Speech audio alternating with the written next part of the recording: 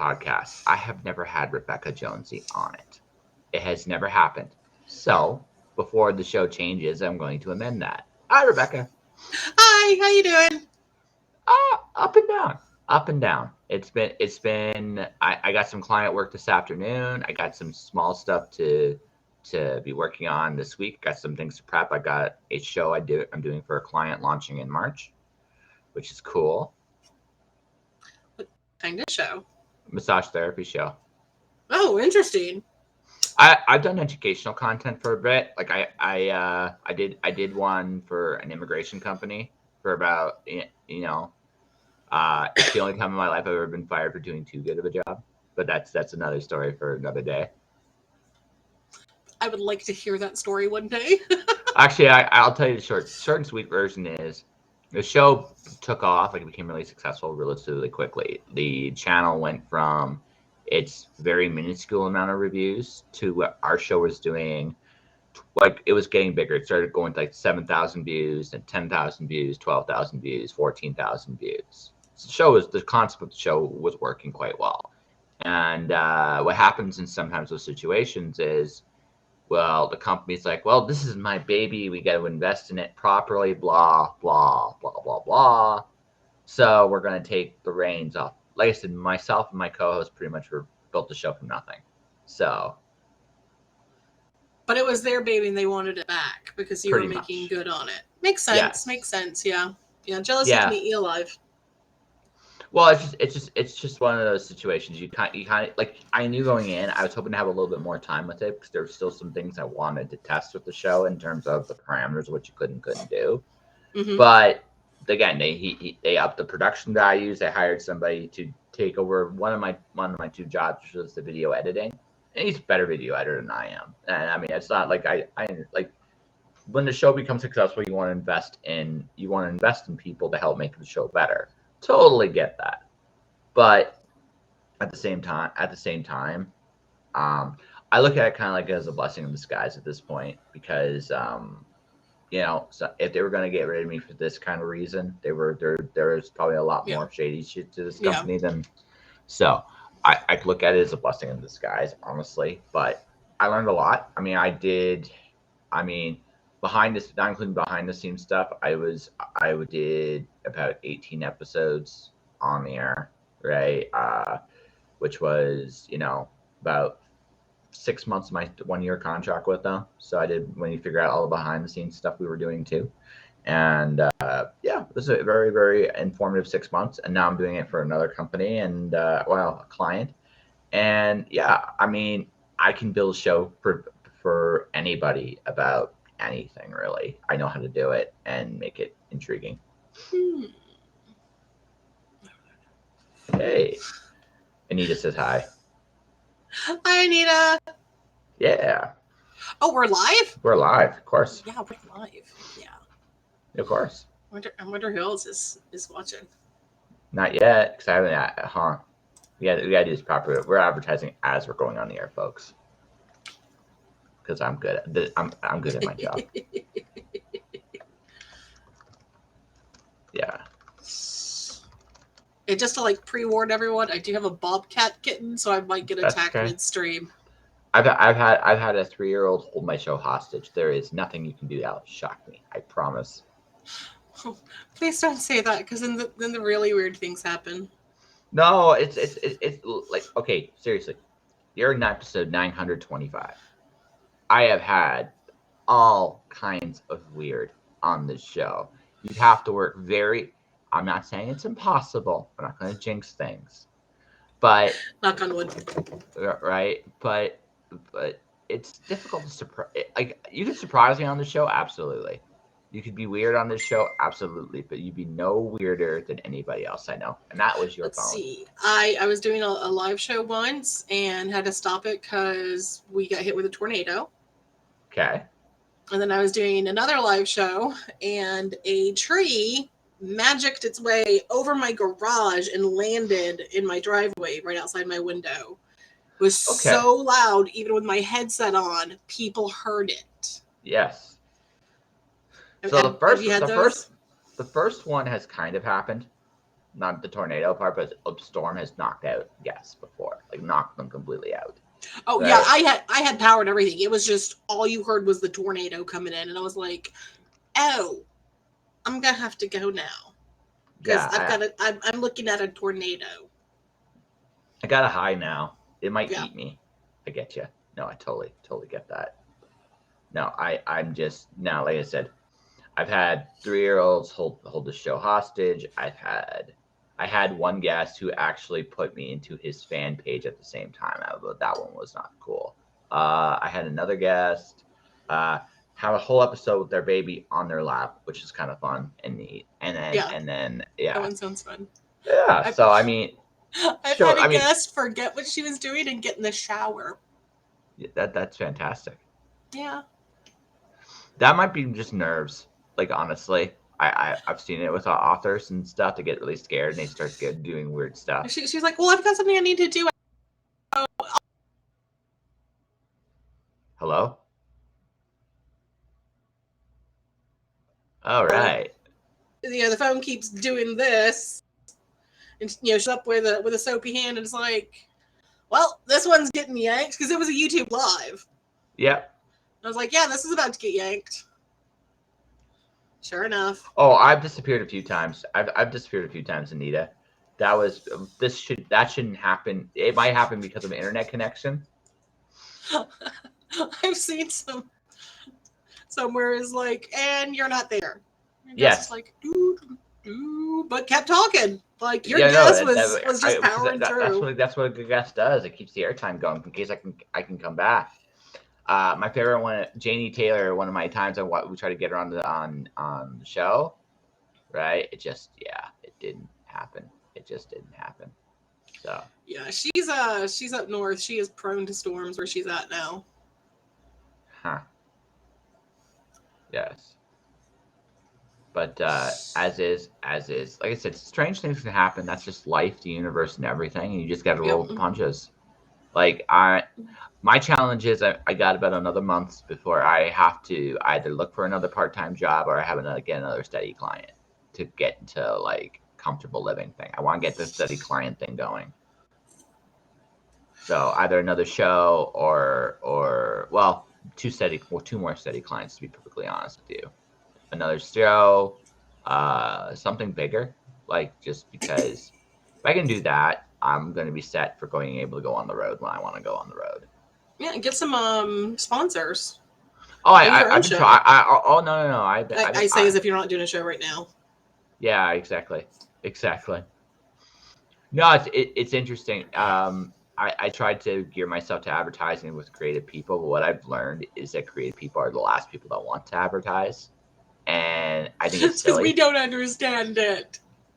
No, it's really simple. But it's so freaking simple. You must. If you get it, you get it. If you don't. No. I can make it so simple. Like you'll get it right now. It's using the same skills you have. It's storytelling. But instead of writing a story about a fictional universe, you're writing a story about how to get people's attention that you exist. That's the difference. That's it. Makes sense, actually. Yeah. Yeah, that's it. That's all you're doing. It's something everybody should be doing. Because here's the thing. Coca-Cola accounts for 1% of people's drinking beverage in the world. They advertise every day. If they're willing to do it, why aren't you? Because I don't have Coca-Cola's advertising budget. You don't need to have Coca-Cola's advertising budget. Oh. You still should. That's an excuse. Fine. Yeah, that's an excuse. You have to advertise. It's just the nature of the beast, right? Now you may not have the range. No, it's the way it is. It's just reality. One of the things I am good at writing is excuses. Yes. And one of the things I'm really good at is destroying them. So, no, it's just something I realized. It's kind of a weird thing because it's the weirdest form of self-sabotage I've seen with creatives. Mm-hmm. They won't toot their own horns, and they need to today because we just live in a world where everybody's got a signal. Yeah. And so, I mean, it's easy enough to reach out and, get on somebody's radar now. Yeah, it's easier. It's easier. Yeah. It's got its challenges still, but Of course, again, converting your reach to actual sales is also hard. well, that takes time. That just takes Yeah. time. But at the same time, it's not impossible either. It's just okay.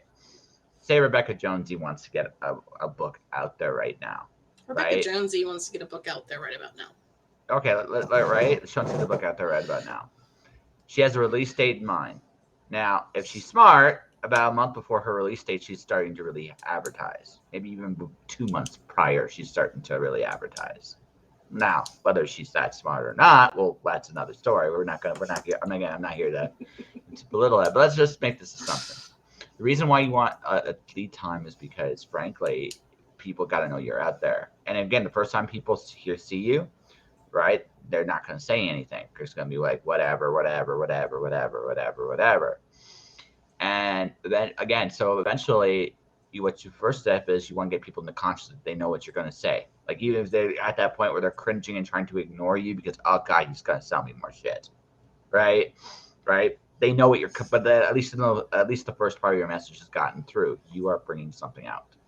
Yeah. The second part is, well, during the release itself, you're doing interviews, all these different things to raise awareness, get out there, cross pollinate with people, and do that kind of thing. And finally, what you're doing is,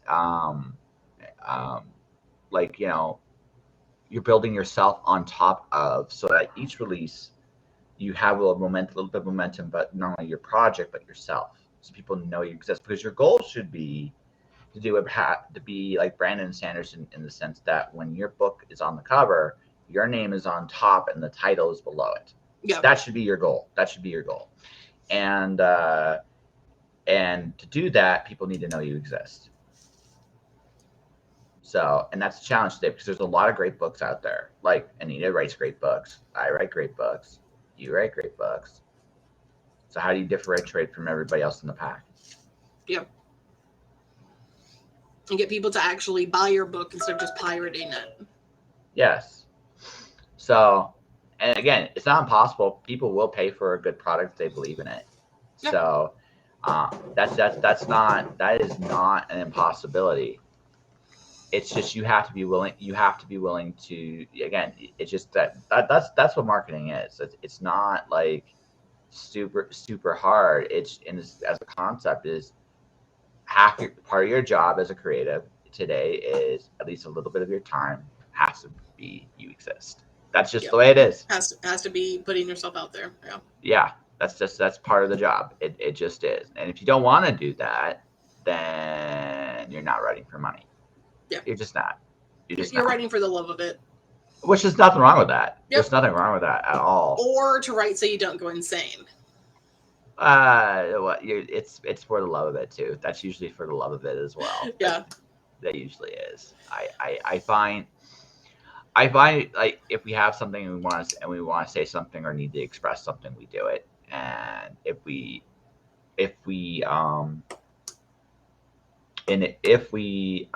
don't, that's when things go very awry. Right. A lot of the creatives I know, and let's face it, most of the creatives I know are like big time, authors, big time. Yeah. They barely advertise because they just straight up don't have enough hours in the day left. So then because they put in 8 hours a day writing. Yeah. 4 hours a day with your family. You got another 4 hours left. What are you gonna do with that? Because you've already used up all your creative juice for the day. Well, then I would tell that person you have to budget your time slightly differently. You'd have to. And that's where a lot of authors start fighting. They're like, I have to give up my writing in order to advertise. But okay, then I would tell the writer two things. First thing, hire somebody then. Yep. Just hire somebody. If you don't want to do it, hire somebody that wants to do it. Pay the money, it's worth it. That's the first thing. Second, if you can't pay the money, right? At that point, you have to be okay. Then you gotta suck it up. It's part of the gig. Yep. It's part of the gig. If that means you write 6 hours instead of 4, instead of 8, then you write 6 hours because you have to, right? Now, you get yourself to a point where you can make some what I call evergreen assets, quote unquote, that you can plug and play anywhere. You can create more time for yourself again. But that all said, like, that's the reality. Like, look, I podcast, I draw, I do videos, I create audio, and I write. Right? I'm one of those. I don't know how you do it. Yeah, magic. But the thing is, all right. I manage my time. Like, the one thing I've learned I used to work, like, I remember my very first experience time management. There was a point in my life when I was working in Calgary, first time I lived here, that I had 2 jobs. I would work during the day and I would work at night. And some days I'd only have 15 minutes. So for 15 minutes I wrote. One of the things the most important lesson I've learned in this life is we always have time for what we want. It doesn't matter what our day looks like. Time for it. You will find a way to do it. Like, that's just how the world works. So I don't have time is actually English for I don't want to. Yeah. I'm not willing to make that a priority. That's fine. I mean, that's really what it boils down most of the time. Yeah, that's it. And that's fine. That's an honest answer. Yep. Right? That's an honest answer. But that's the answer you should say. Because then at that point, there's nothing anyone can say to you. Right? I don't have time almost is never true. Right? In the rare cases it is true, it doesn't last forever. Yeah. But, right? So, it's like we were talking about at the beginning, emergencies do happen. Weird shit does happen. The universe is going to happen. Sometimes you just don't have time because you just had, a tornado dropped in your lap or something. Yeah, no, like, there are moments where you got other priorities. Again, there are more pressing needs. That's just the way it works.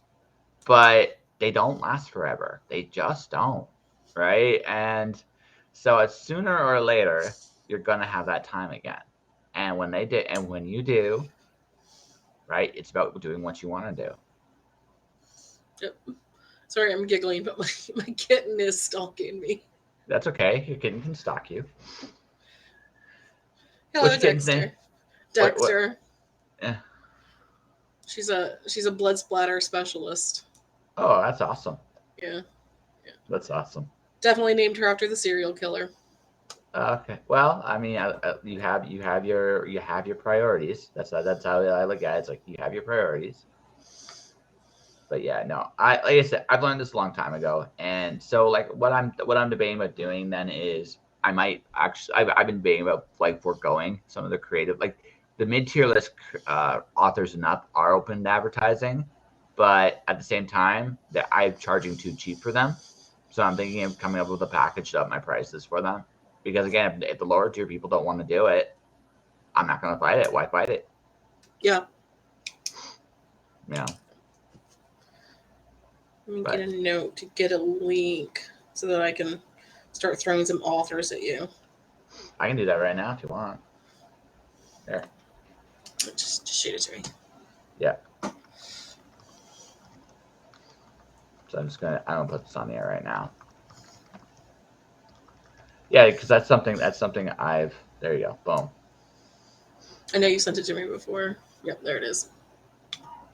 Waha.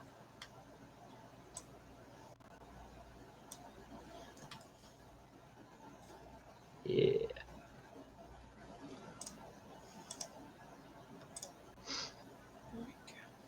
Yeah.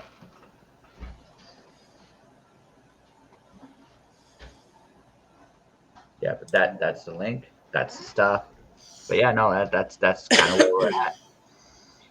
And like I said, like, creating shows, creating content. Otherwise, like, I'm ghostwriting blogs now too, apparently. So I mean, yeah. Apparently, that's always find out.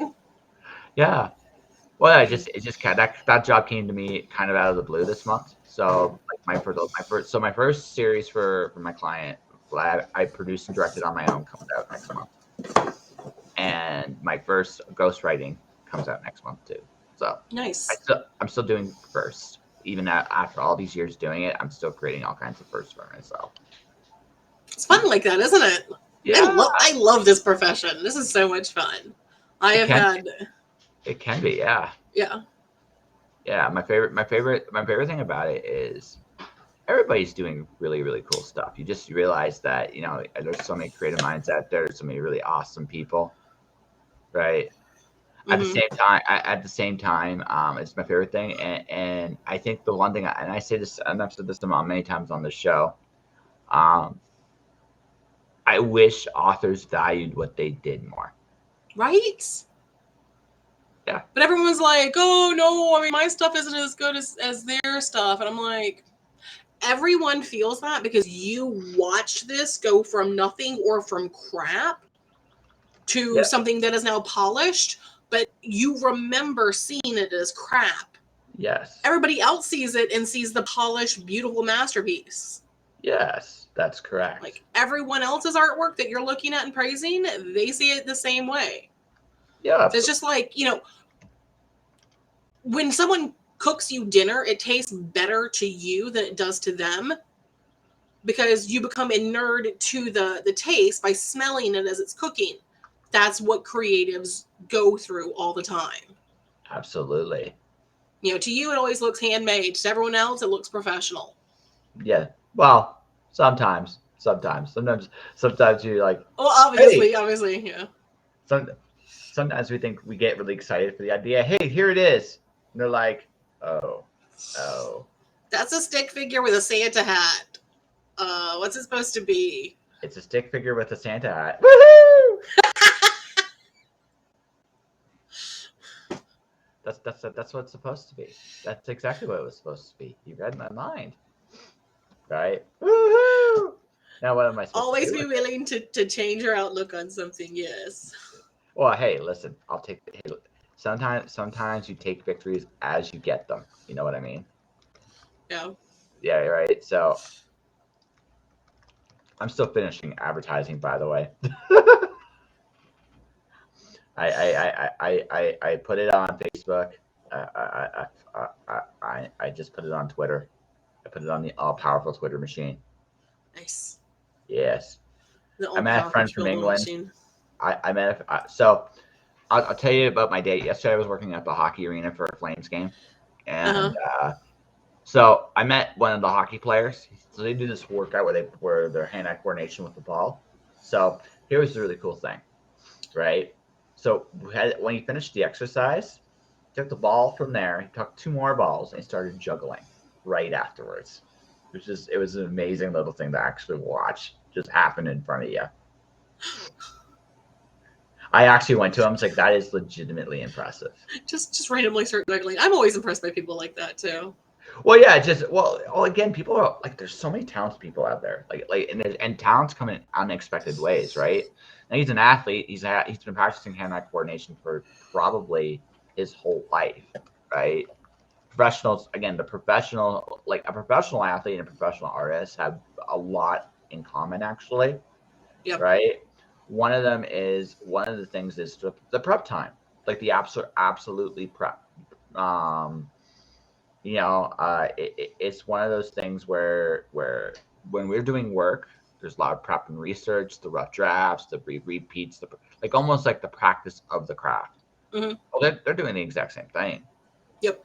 Right? They're doing the exact same thing. Like by the time they get to the game, they have been preparing for during a season, it might just be a few days, but if you think about the process of a year, of a year. Yeah, and they've been conditioning themselves, for most of them, their entire life. Yeah. Yeah. So it comes down to it comes down to the fact that when you look at those things, honestly, you're like, okay, they're no different than we are in a lot of ways. The biggest difference between them is that athletes are celebrated more than artists are today. Yep. Right. But it's just sad. Well, I think I don't I don't fault the athlete. Like the one thing again, working the side gig I've been working at is I've got to watch them work a lot more, and like effort and dedication's there. And when you when you see it, it's awesome. You know Not to mention, when you're an athlete, like you're literally selling your body. You know, you're selling, you know, even putting interest on it, because you're working yourself so hard that it almost guarantees that your body later in life is going to be worse off. Well, you're going to pay for it. You're going to pay for what you did. I mean, you're going to be paying for it. And let's face it, in America, most professional athletes, like, they have to carry their own insurance. They have to pay for their own trainers. They have to buy their own gear. Like, being an athlete is expensive too. Almost every athlete, once they retire, goes bankrupt. Yeah, unless they've really smart their money. Like again, like they're a lot more business conscious today. There's a lot more business consciousness with the athlete. Like, they realize they have a finite time and shelf lives and things of that nature. And they need to turn themselves into a corporation. Yeah, and some of them do a really good. Some of them really do a wonderful job at it. I think in the United States, the NBA athletes do it the best, right? And the NFL athletes do it the worst. Right. Yeah, but I can't blame the NFL athletes, because I mean, how many times have they been hit in the head? True, but but again, it comes like the reality of it comes to you, right? A football player has, like, especially in the United States, like high school football, man. I lived in like when you live in the middle of like these small towns, that is the equivalent of like that high school athlete. I used to like laugh at. Did you ever watch Married with Children? I've seen a couple of episodes. So one of the big jokes in the series is that Al Bundy was a high school like megastar. Yeah. Right, he was a high school megastar. I never understood why that was such a big deal until I lived in like the middle of nowhere, Arizona, and then I understood it. I got to see it in person, and I understood it. I understood it. And everybody in town remembers the year that you were at your prime. Yes, exactly. It's like, you should have seen this guy in 1979, you know.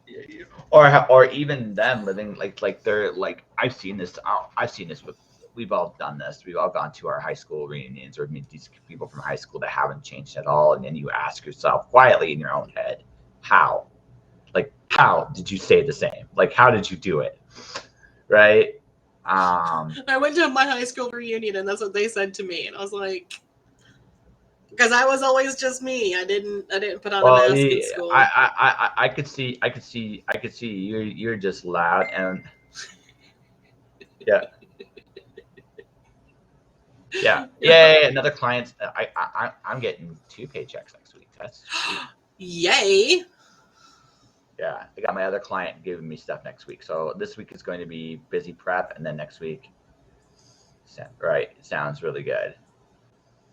Right. Nice. I just got the word literally as we went on.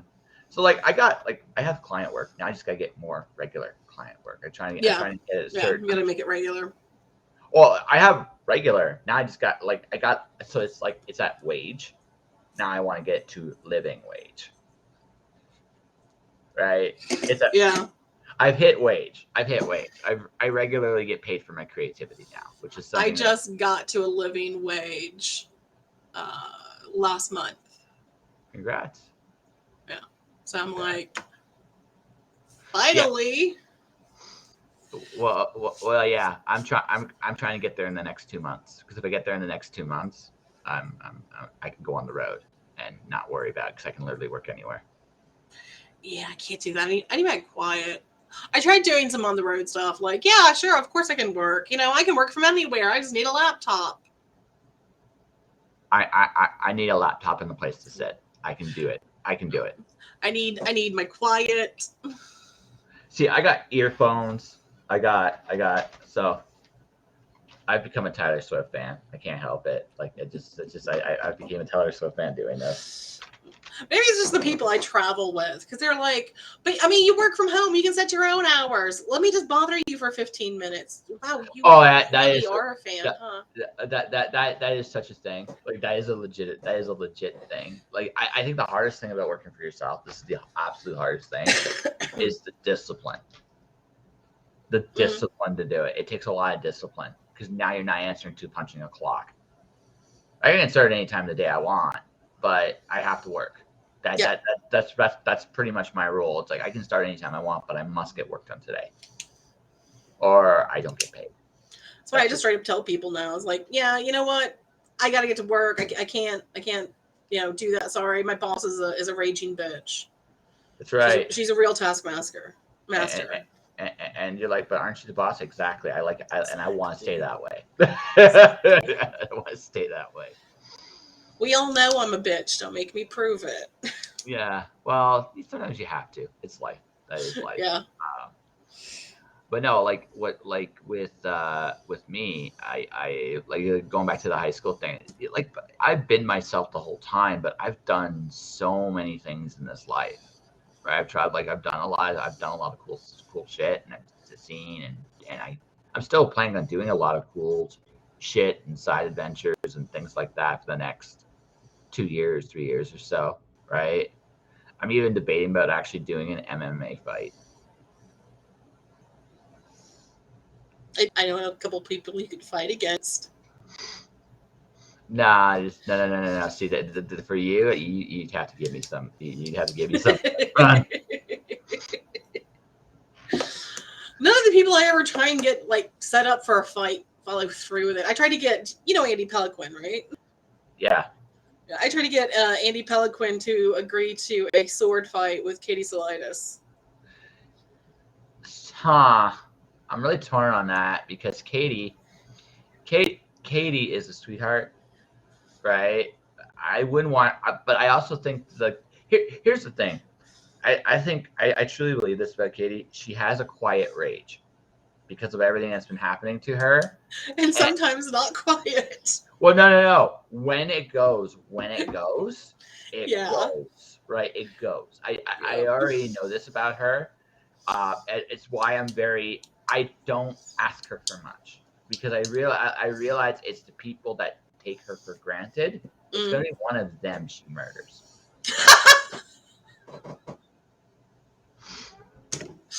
I mean, you're not wrong.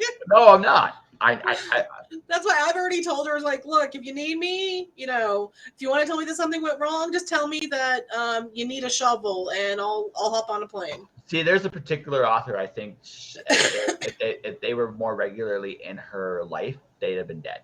And I'll tell you that one off the air, right? Because I watched how they operated when they were working together, and it was just like, I don't think he realizes he's doing this to him. And if you know who I'm talking about, zip it. We'll talk off the air. I made a note to myself. Yeah. Katie because I was just watching. I watched them a couple times. I actually already know one name, so I'll tell you. Yeah. I just asked them a couple times, and I watched them work a couple times together, and I was watching what they were doing, and I'm just like, I really think you don't realize what you're doing. One day she might just. That's the thing. And Katie, if you are listening to this, I love you, but this is why I don't ask much of you because it's not because I don't believe you'd be willing to do it, right? It's just I also realize that a lot of people ask a lot out of you anyway, and I just don't want to add to that. Remember, Katie, I'm here if you need me. I know how to dispose as Rebekah quietly goes, wait, it's not me, is it? Oh no, I know it's not me. Katie and I work together all the time. Yeah. Oh yeah. I'm actually her babysitter. You're her baby. Oh god. I'm her babysitter. Yep. So is it like call her up, we video chat, and it's like, okay, it's time to work. It's time to get to writing. You ready? I've got a little timer at my desk just for her. Nice. So yeah, it's just one of those. It's one of those things. Like I recognize like with her is she's incredibly sweet and she's incredibly giving, but she gives too much of herself most of the time. And every once in a while, she realizes it. And sometimes she's like, well, I committed to this. I'm stuck. Right. And then sometimes she realizes that eventually she resents it. And then she's like, so if Andy gets Katie in like nice mode, I give it totally to Andy. If he gets Katie in that towards resentment and angry mode, angry mode, I just go, Rebekah, why did you arrange a murder? Because I'm a bitch. Also, I thought it was funny because Andy's like, I don't know, 7 foot, right? He's like just shy of 7 foot. Katie's 5 foot. Andy uses long weapons. Yep. Katie has 2 short swords. Yes. But Katie is faster, smoother, and can tumble. Yes. And she trains in the swords. So here's the thing about Katie. Like I said, nice person. And I say that, I'm heaping praise a little bit out of self-preservation, but no, in all seriousness, she's actually an incredibly sweet person. And again, it's just something I realized about her is if I asked, she'd say yes. And that's a wonderful thing, but it's also a respect thing. Because now, because of what I realized too, like one of the most important things about her is respect. Oh no, Anita, like that's what I'm saying. That is my thought precisely. Because if Katie swings also, like she's gonna be swinging at his hip. So like I don't think Andy's wife would appreciate the fight between them. She's not gonna be swinging at his hip. She's gonna be swinging at his groin. Get it right. She's just gonna go. I was being polite. Yeah, she's going. And actually, Katie and I have already discussed it. You swing at the hip, and when they dodge back, you end up hitting the groin. Yeah, exactly. So, or they turn into it to protect their groin, and then goodbye leg. Yes. No. So. They again. She's already. So, Andy, if you're listening to this, so right. My advice is a taser. You only have to touch her. Right, you only have to touch her, and even if you're clumsy at it, it'll go down. So Andy, this is something I didn't tell you when I was trying to set up that fight.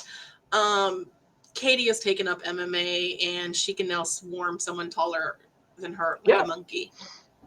So and honestly, that's what I wanted to see. Oh, okay. No. Well, that's awkward. Okay, so here's a really interesting story. I had a buddy of mine in high school who wrestled. I was an amateur wrestler, and he had amateur wrestled for quite a while. Like strong guy, easily the toughest guy I'd ever even just wrestled. He's easily the toughest guy I've ever wrestled. Easily. So I had another buddy, much like Andy, was a giant of a man, but 4 times the size of this guy. And I got to watch those two like actually play fight. Here's the thing. If Andy is even got a touch of coordination, that Katie will go to a draw. That's the best she can hope for. That's the best she can hope for. Yeah. Because it's the weight class is just too much. Like and I think he does have coordination. I'm just not sure. If he has just a little bit of coordination, the best she can hope for is a draw. She can make it very difficult for him to win, but inevitably the amount of energy she'd have to exhume to even just go even with him, right, would wear her down. And it's not even not Katie's skill level. It's just even if she, it's just there are limitations even with training. And I am 5 foot. I am 5'10". I am 100. I'm about 190. If I was in a little bit better shape, I'd be about 180. Right. That's what I like. That's my optimal. And so I'm pretty good. But I used to wrestle. One of my old roommates was 400 pounds. We wrestled all the time. Right. We wrestled all the time. I'd always lose because my only options with a guy that big are to legitimately hurt them. I'm not legitimately hurting my 400-pound friend because A, he's my friend, and B, if I somehow really did on purpose hurt it, it would become something else, and I'd lose. Yeah. Do Right. not anger the giants. Well, again, you're gonna like I remember like when accidents happen. He was so strong, right? He was so strong. Like sometimes he'd throw me. He's like, "Hey, you okay? Yeah, just give me a minute. Okay." Or even one time I remember we wrestled in the wintertime. We fell on the ice. He hit. It's like I go, "Hey, dude, you all right? Yeah, I'll be okay. Just give me a minute." Right? It's like okay, sure. Like again, just friends, just horse playing, right? Friends horse playing. Friends being friends, yeah. Yeah, accidents happen. Like no one gets mad at an accident, especially if the very first reaction is, "Hey, are you okay?" Yeah. Right? Like because it's not now we're not trying again. No one's trying to really hurt each other. We're just horsing around, which is just healthy. But yeah, but it is going to be an idea how crazy I am. It's like, would you wrestle a 400-pound guy? Yep. Yeah, I would. I may not wrestle a bit. I wrestled a 400-pound guy at work. Yeah. Because we were goofing off. Yeah, exactly. It's fun. It's totally fun. I could not move that guy for anything. He's one of those guys, like, he's fat, right? And he looks fat, and he's round. Like, he's round. Oh, sure. Top to bottom, he's nearly a sphere. And every ounce of that fat has some muscle in it. Sure it does. And he knows how to move his body or not move it. Like, he could hold perfectly still longer than anyone I've ever known. So my buddy now, he's about 340 pounds. He's a plumber, steel plumber. He's even stronger than he was when I wrestled him. Jesus. He's even stronger now. And he's in better shape now than when he was. Like I'm not in as good a shape as I was because during the time I was horsing around, I was lifting something like 10,000 pounds a day when I was working at Pure Later, right? So I was or more like 20,000 pounds. But yeah, it was just like, so I was in decent shape, right? I'm not in that shape right now. I'm still strong, but I don't quite have the same stamina I once did because I haven't lifted like that in years.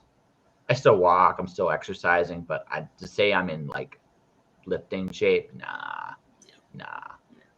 No, so he'd destroy me now, but I still would wrestle him because I am that kind of guy. So, all right, I am that kind of guy. Spend a week in bed afterwards, totally worth it. I don't know about a week, probably a day.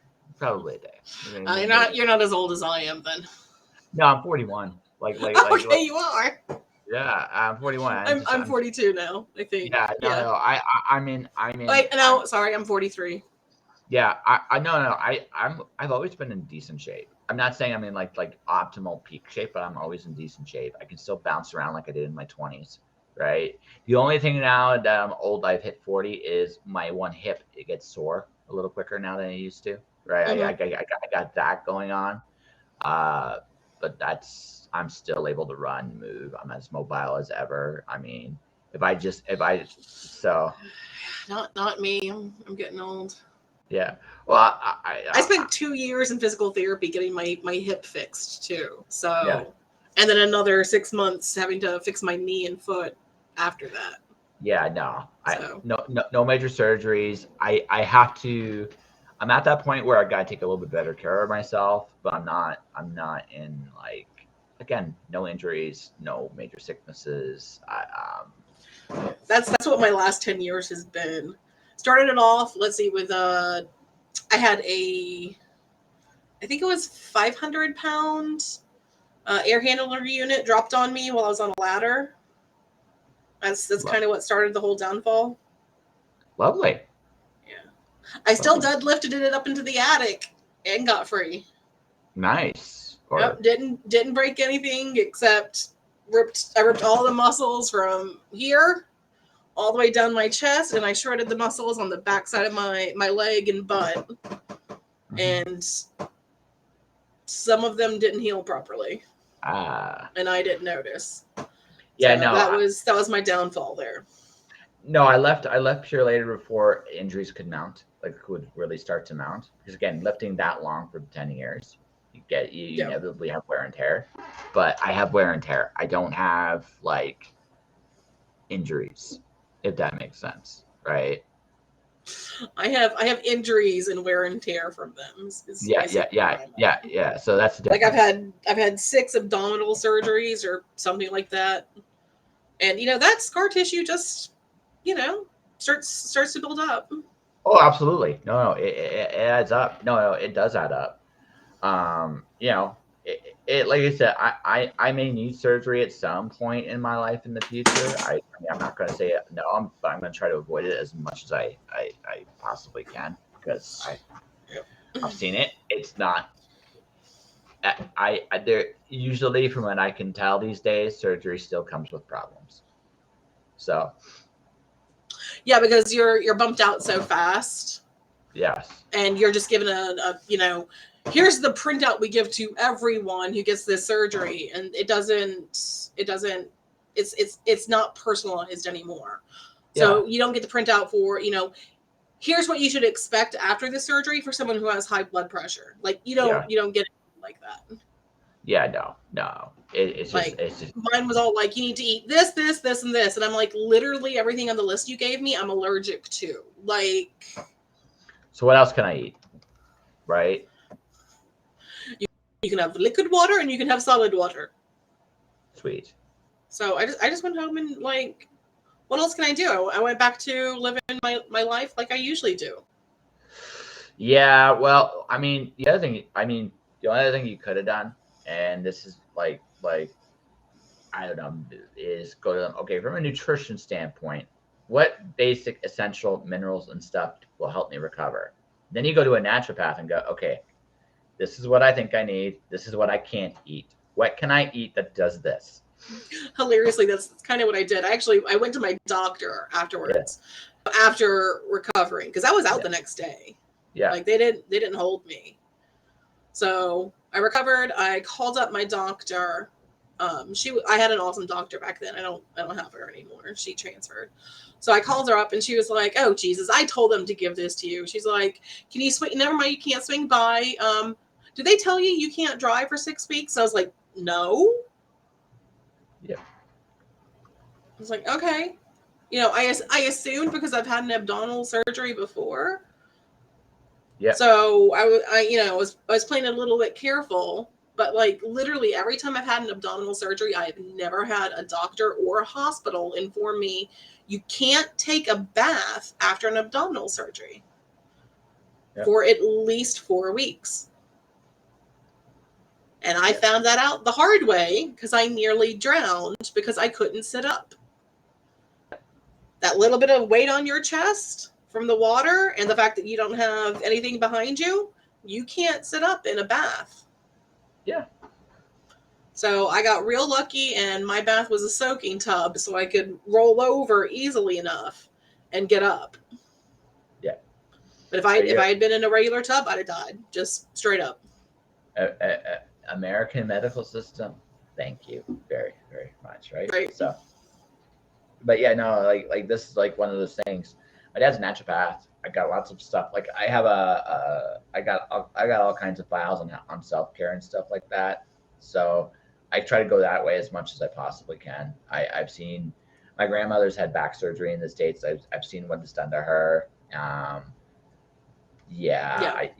avoid the knife. Even up here, I avoid the knife as much as I possibly can because it doesn't solve the problems.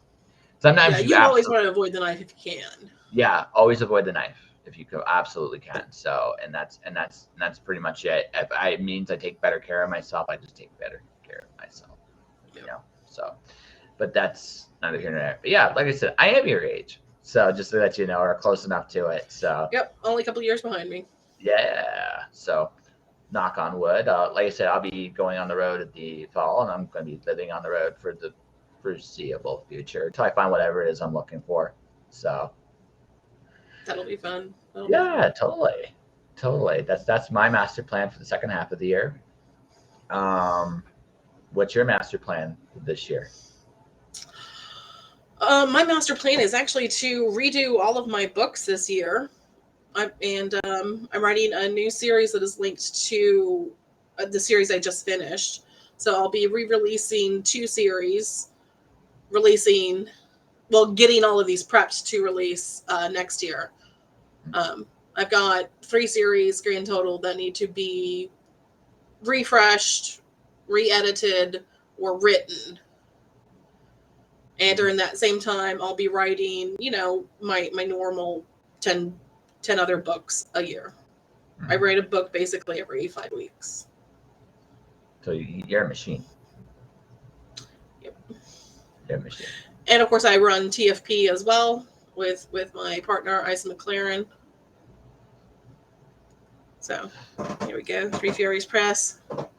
Three Furies Press. Yes, kind of, sort of. Can see. You can see. You can see the well, you can't even see the full Thurfer. Thurfer. That's what we got. Thurfer.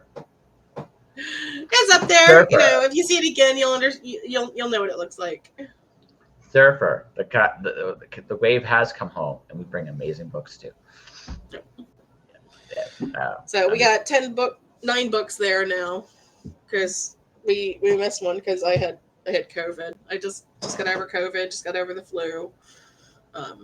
Still not over my broken foot. Yeah. All kinds of crap has happened this year. Yeah. Well, I'm hoping you have a better year from here on in. Me too. I don't think I can survive otherwise. But I mean, my work stuff's been going great. I was able to keep up with most of it, even when I had the flu. Even though, oh my God, my editor had a field day. The poor woman. I was writing and I didn't realize that I was basically out of my head with fever. So I'm like, this all makes sense to me, and I turned it in. And she's like, because again, like, it looked fine to me because Word didn't have any red squiggles. I go through and I do my check and everything. Everything looks good. I turn it in. I had so many just basic spelling errors. Word stopped checking. You broke Word. I broke Word. I broke spell check. Yeah. So she was like, "Are you feeling okay?" Like she was worried. She messaged me when she saw that, and she was like, "Are you okay?" And I was like, "No, I've got the flu. It's pretty bad. Can't stop coughing. I've got like 102 fever that I can't get any lower." And she's like, "Okay, well, take care, get better. It's going to take me a little while to get this back to you." And I was like, "Oh man, that's going to slow me down. What's going on? She must have something going on in her life." And then I get it back. And like everything is red lined. And I'm like, it's all red. These aren't even words. What did I send her? And note to self, when you start feeling sick, you don't power through. You take see, here's the thing. Here's the thing. You're both old enough now. See, this is the reality. When things do hit us, they hit us a little harder than they did when we were 20. Yeah. They just do. So, for example, okay, I still do all-nighters sometimes. Okay, so I work the flames. I worked the 2 flames, the 2 things I worked for at the Saddle Dome.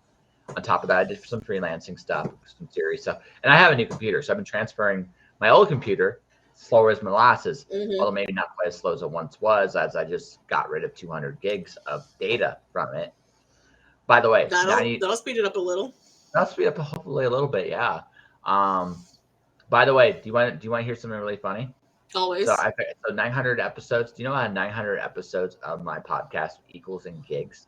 That's what I was just wondering. Like, do you at least I'd get a terabyte drive just for your show if I was you. I have a terabyte. I have a terabyte. Well, no, I have a 2 terabyte system in there. So yeah. So wait, how much is 900 shows worth? 99 gigs. When you hear that they're all MP3s, that's actually impressive. It's an MP3 that is impressive. Yeah, they're all MP3s. If it was waves, just waves, it would be over 9,000. I would say I don't want to think about it. Yeah, that's too much. Yeah, it's like it would. So put that in perspective, folks. That would be 9 terabytes if it was waves. Yeah. I think that's another reason why I'm perfectly happy, for the most part, to keep my creativeness to paper. I never a Word planned for. document has a much smaller. So here's the thing. I never planned for this. It just Yeah. it happened. Yeah. Yeah. That should be the title of this show. The universe just happens. Well, no. So again, I'm being very blunt. Like when I started this show way back about almost 10 years ago, right? Almost 10 years ago, it was one show a week, right? It was one show a week. I never saw them, and here I am doing regular shows all the freaking time, right? Yeah, right. So that wasn't actually the plan. It just momentum. Yep. It rolls that way. Yep. I've got. I don't have any children of my own, but I have a lot of kids that I call my nieces, my nephews. I call them my booblas because I'm Polish like that, and almost all of them have just reached adulthood. Yeah. And one of the things I always tell them is always keep your options open. And do you realize that whatever you pick right now is a career? Like, don't be afraid for that not to be your career for life, because you will run into options later that will be so much better for you. It almost certainly won't be. Like, here's the thing. Like, one of the reasons I'm going down the creative path, and this people laugh when I hear that, when I say it like this, stability, right? Yeah. Because I know, okay, current job I have, side gig, that's not gonna last. Current gigs I have, nothing lasts forever. Like, it just doesn't. And in this day and age, with the way things are designed, it's a freelancer's world right now, and it's going to even become more so that way as time progresses. Mm-hmm. Retirement is an illusion for our generation, by and large. Unless we make it ourselves. Yeah. Yeah. It's an illusion. It doesn't exist. So anyone that says otherwise is lying to themselves. And so you have to create something for yourself now. You must. It's almost like, even if it's just a side gig, quote unquote, you need something for you. You have to. So remember, folks, always keep your feet looking pretty in case you need to sell pictures of those later. Yes, that's right. That's so Rebekah, aka Rebekah69 on footfetish.com. Right. So, I don't have pretty feet. Sorry, remember, one's broken right now. Yeah, it is. So what? Some people. So it might even be an even weirder fetish. Listen. I interviewed a dude. He has an artificial leg. He actually doesn't put to make pictures of himself online, because there is a portion of the audience that digs that. So I have learned in this life not to judge. I just know that there is something for everybody out there. It's all in where you put it, and that's So yeah, that's push fetish, not for me, but I do not judge anyone else for having a push fetish. I just think my feet, or anyone touching my feet, is gross. Like, I just don't like it. That's fair. No, I'm fair. But one of my kiddos actually makes a living selling pictures of her feet. Yeah. So actually, I know 3 teen/early 20 girls who make a living only selling pictures of their feet. Yep. And that's smart, because if when the OnlyFans things eventually goes the way of the dodo bird too, or at least somewhat the way of the dodo bird, I think right. Your kids will still have a future, and also an anonymity, right? Anonymity, which will allow them to have a normal life. Yep, I had to train all of those kids on how to do it anonymously. Yeah, because they were just they were legit using their real names, and I'm like, no. Yeah, no, that is not how you survive. Yeah, it is. It is. Also, plausible deniability with the IRS is always a good thing. Well, you can game the IRS a little bit. I mean, they do allow for some gaming if you do it right. If you right, if you do it right, you can game them. You can't, right? That's why when I file my company, it'll be in the United States, not in Canada, because Canada doesn't have the same same loopholes. They have loopholes here, but not to the same extent, right? So We got so many loopholes for taxes down here. It's honestly ridiculous. Like it's just weird. Yeah, no, it's just one of those things. It's one of those things that, just gotta understand the game, right, and how to play it. So, but that's neither here nor there. And I have the option because I'm a dual citizen, and I can actually pay my taxes in either one country or the other. That's so weird. You'd think that you'd have to pay the taxes in whichever country you're living in, like That your is home correct. residence. But here's the beautiful thing: as of this year, technically speaking, I'll be living in nowhere.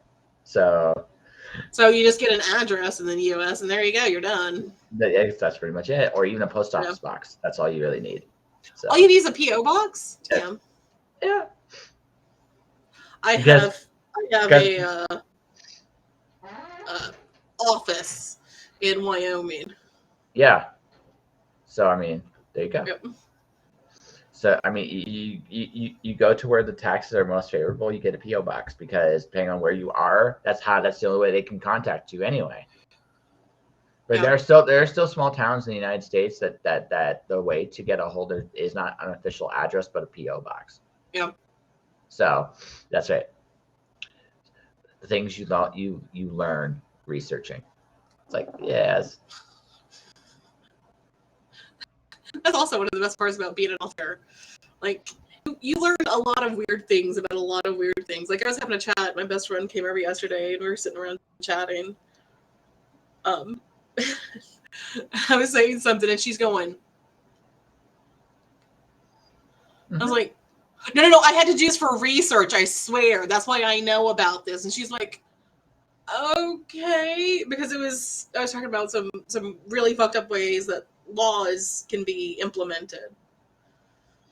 Yeah, well, So most of your laws today are extensions of very old and outdated concepts that never were changed.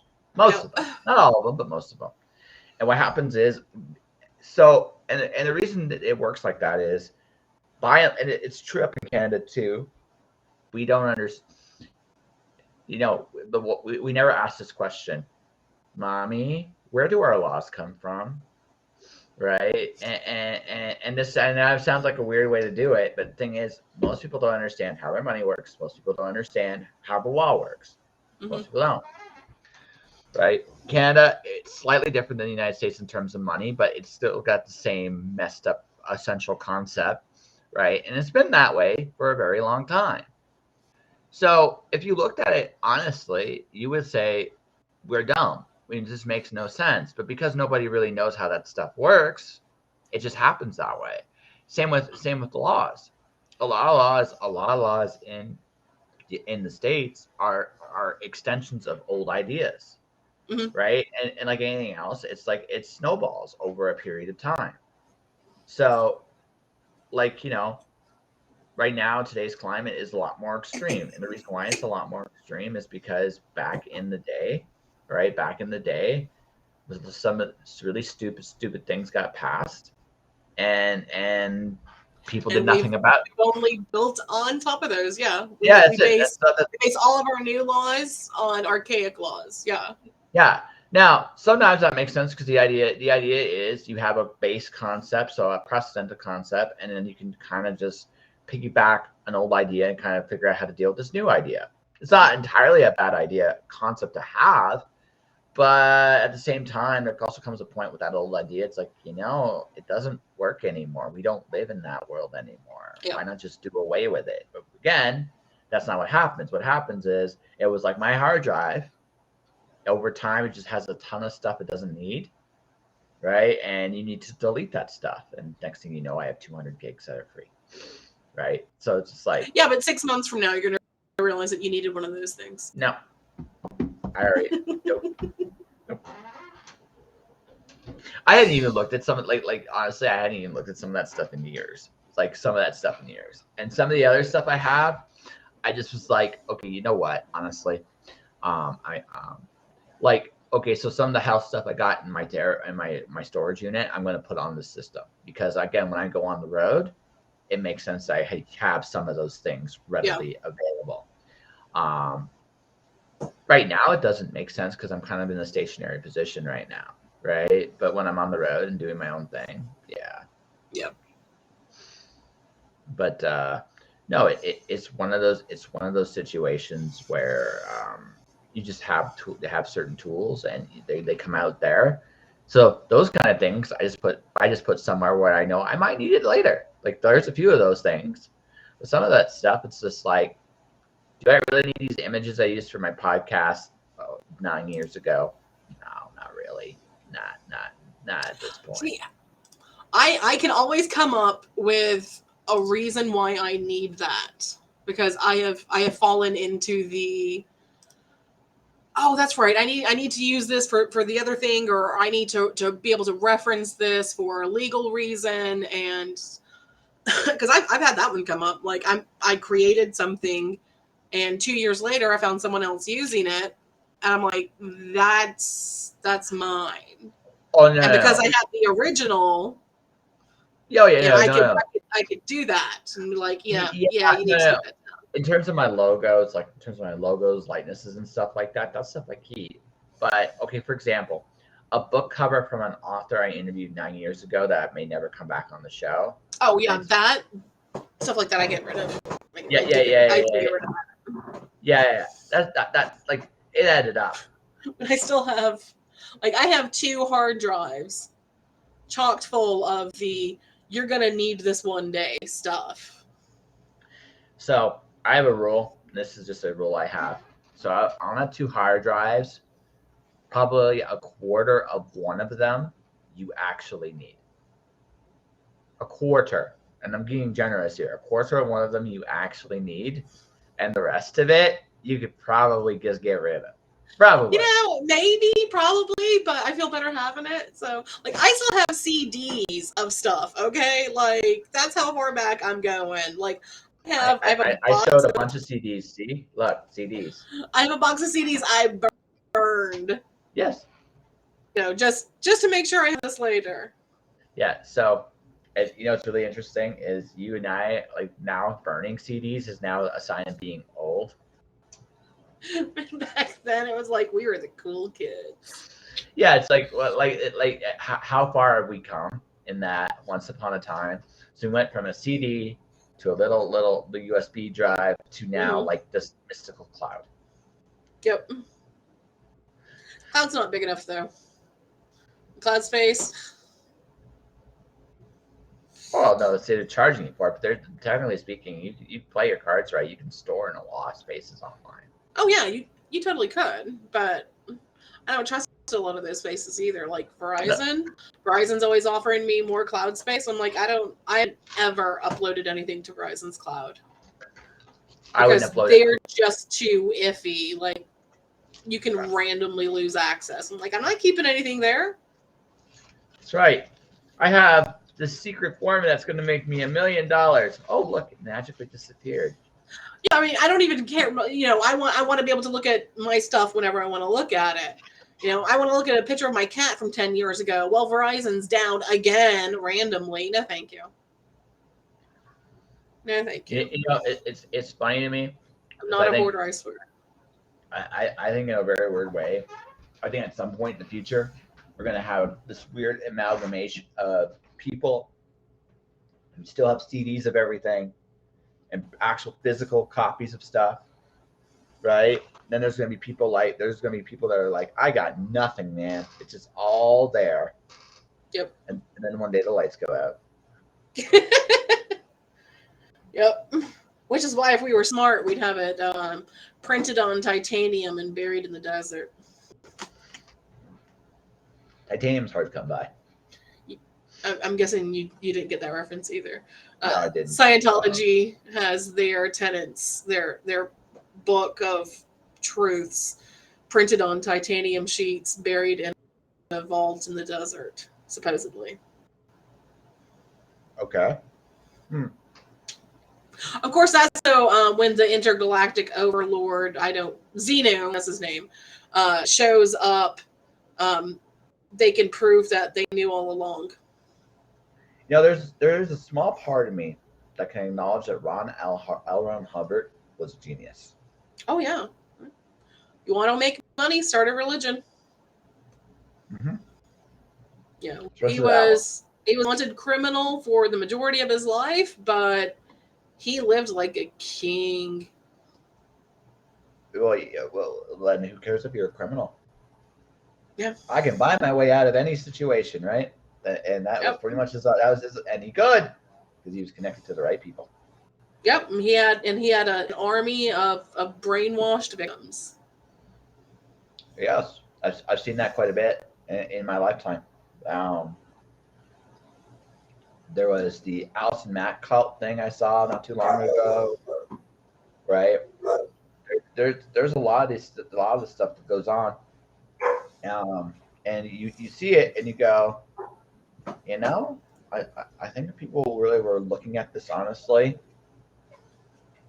they'd be really mad at what they let themselves fall into. Yeah. Yeah. I mean, if you can ever get those people to take a step back and then look at what they've been doing, like most people would be like, yeah, I mean, that's some crazy shit. But let's face it, you know, that's how we are in our everyday life too. Why do I always do it this way? It's weird.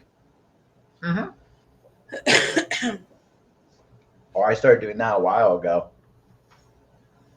And again, why I freelance? Because I'm like, I don't want to do it like everybody else does anymore. Yep. I'm too old. I'm telling you, once you hit that 40 years, it's like I'm out of fucks. Like, oh yeah, they're gone. I don't have any more. I don't care. I'm gonna do things, you know, how I'm gonna do things, and that's gonna be that. Well, here's the thing. I hit this point quicker than my dad did. My dad hit it around 50. I hit it at 40. I'm gonna be a terror at 50. People are gonna be looking at me. It's like, what wouldn't you do? And I'm like, that's a really good question. Yeah. I don't know. I started going into town abroad when I was like 39. God only knows what's going to happen when I'm 50. I'm going to be walking into stores without a shirt on. So listen. No shoes. When and if I get arrested, right? Right. When and if they're gonna. See, I've also learned a very valuable lesson. I think this is the thing. Openly be honest about why you do shit. Because if you're honest about it, because what I realized, this is what I realized about most people. Most people really don't care what shit you do. All they really care about is how they have to deal with it. That's it. Yep. That's all they really care about. So if you save them time and effort by being blunt, they will love you. Yeah, they're going to appreciate it.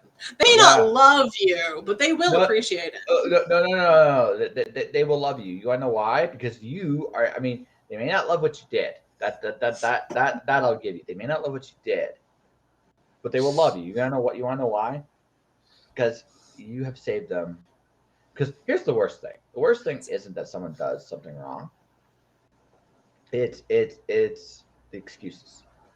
Or that I didn't do it. I didn't do it. They did it. It's like, I don't really want to deal with this shit, right? And then that's why those people, when they do get caught, get severely punished. It's severe because it's not even the acts you've done. It's all the headache you did afterwards. Yeah, it's all the headache you caused. Whereas, right, the horrendous thing I did might not be great. But the fact that I was so straightforward about it, is what kept it from being horrendous. Yeah. So straightforward. That's another thing I always tell my kiddos is like, if you fuck up, just own it, like immediately. Yeah. It makes life so much easier, and like, if you have to like keep covering for yourself or making up excuses, like you just live in anxiety. No, just fucking own that shit. Because guess what? Everyone has dumb days. Everyone does randomly stupid shit that even you don't know why you did. You know, sometimes you screw up for a good reason. Sometimes you screw up for a bad reason. But when you've screwed up, just say, yeah, I screwed up. Yeah. And like, that's it, the end. You know, make amends if you need to.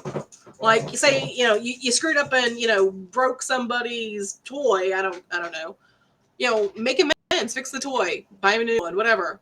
But just own it and move on, and your life is easier and better. Yeah, and again, they'll love you for it because again, you saved so much time, right? And see, you and I have had totally different experiences on that because I end up having them love what I did but hate me. No. So Like hate me. So I'll give you. I'll tell you a couple examples of this. Okay. Even one. Some not. I'll tell you like one when I was working at Pure Later. They had a late policy there, and I had broken it. I was guilty as hell. I just let that fall through the cracks back quarter. I just let it.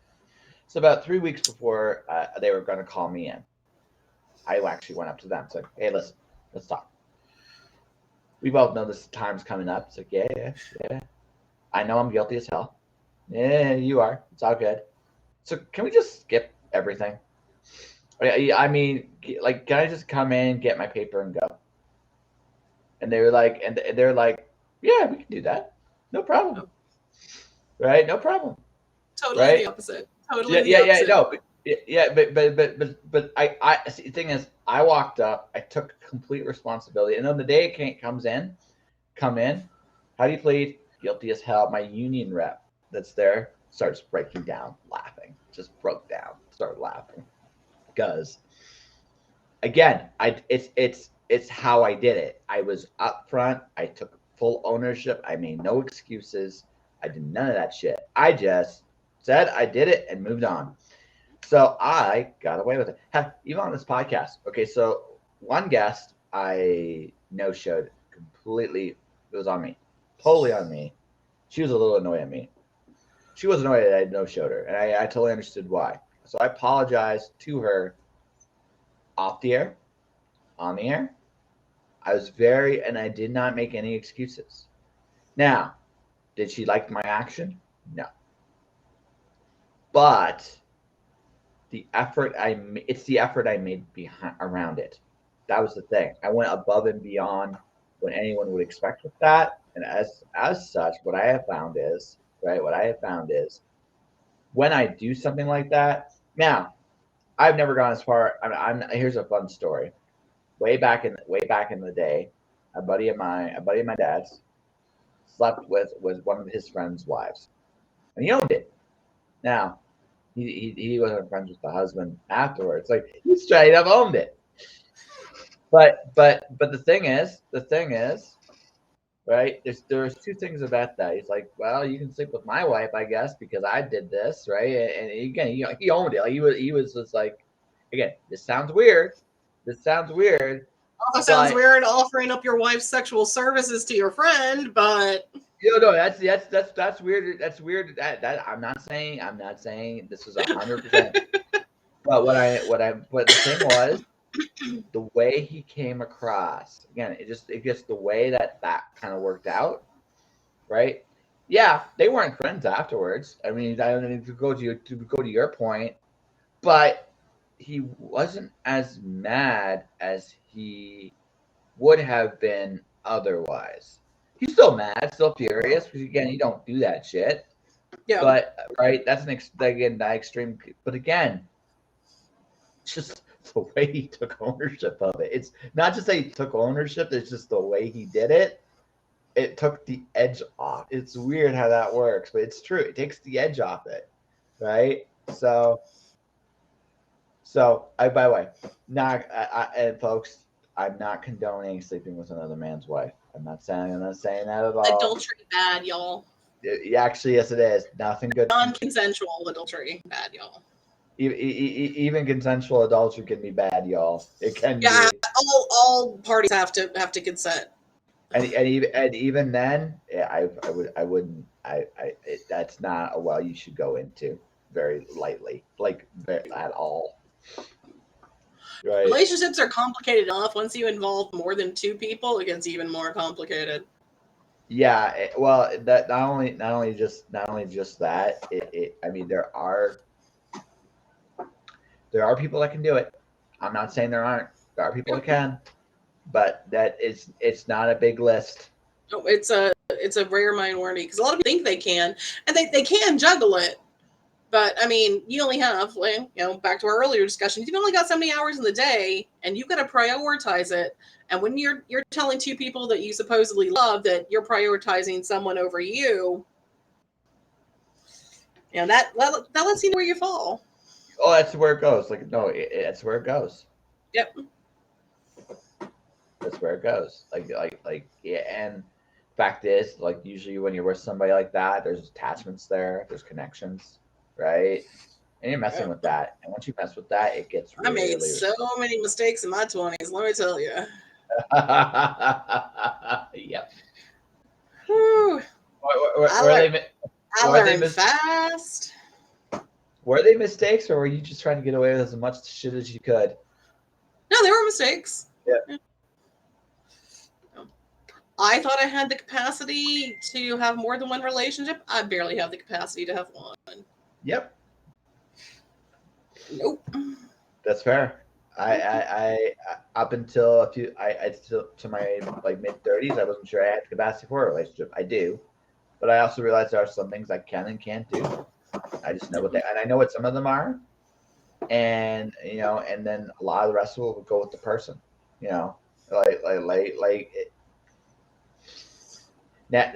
It's like I know what I'm looking for in general. Now, individually, can I find that person that will give me that will actually give me peace of mind to be with? Yeah. Because that's what it comes down to. Yeah. That's actually what it comes down to. Is can you find that individual who makes you feel at peace being with? Comfort and acceptance. That's actually what we want from relationships. Yep. The major thing is acceptance. Yes.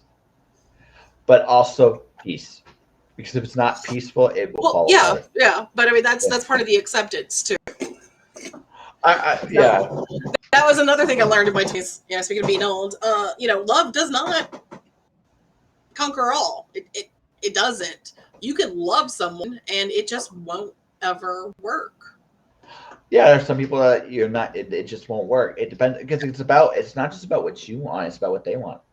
It's about what they want and what you both need too. And sometimes your needs are just conflicting. Yep. Yeah. So. Yeah. And once you realize that, then you gotta make the hard decision of do you really love them? Because love is not necessarily also just about keeping them in your life. Sometimes you have to let them go. Yep.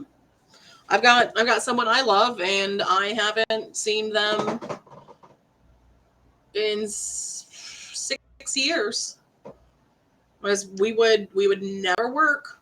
It would never work out, and we both knew it, and it sucked, and we took a long time to separate, and she had to move on, and so did I, and she's happy now, and so am I. So, good. But it didn't stop the love. We still love each other. Sure. But no, I with me, yeah, the first one I fell in love with, I still love her, but no chance. I don't think we'd ever stick together. It just first guy I ever loved, I do not love him. Some things are just forgivable. He kicked my cat, dude. Kicked my cat. Gotcha. That's an end. That's an ender right there. He kicked my cat, and he broke glass and cut up my ferret. Sound like you've been messed up, dude. Yeah. I made him pay, but yeah. Even though he ran, I did see him years later, and I made him pay. I made him pay a lot. Anyone who attacks an animal, I'm done with. Like, just attacks an animal for the fun of it. Like, he was mad at me for something he thought I did that I didn't do. He just made it up in his own damn head one day. And so he kicked my cat hard enough to break her ribs, broke her paw, and then smashed a glass on the floor so that my ferret was stuck on the other side of the glass. So he had to crawl through it in order to get out. No. Unforgivable. Note to self: Rebekah holds grudges. Rebekah holds grudges for life. I've been told that that's because I'm a Capricorn. I say it's because I'm Rebekah. No, I don't know Rebekah who does not hold grudges. My grandmother holds grudges. I can't do it. I hold it for a while, but I let them go. Actually, maybe I wouldn't even call it a grudge. It's just now that he showed me who he really was, like at the heart of him. And at the heart of him, he's a person who would happily hurt two innocent animals for no reason. No, it's the fact that you made him pay. Like you waited years to make him pay. That's why I say you. I would have made him pay anyway. There was a debt to be repaid. So, like I said, it's. I gotta think about that one. I gotta think about that one.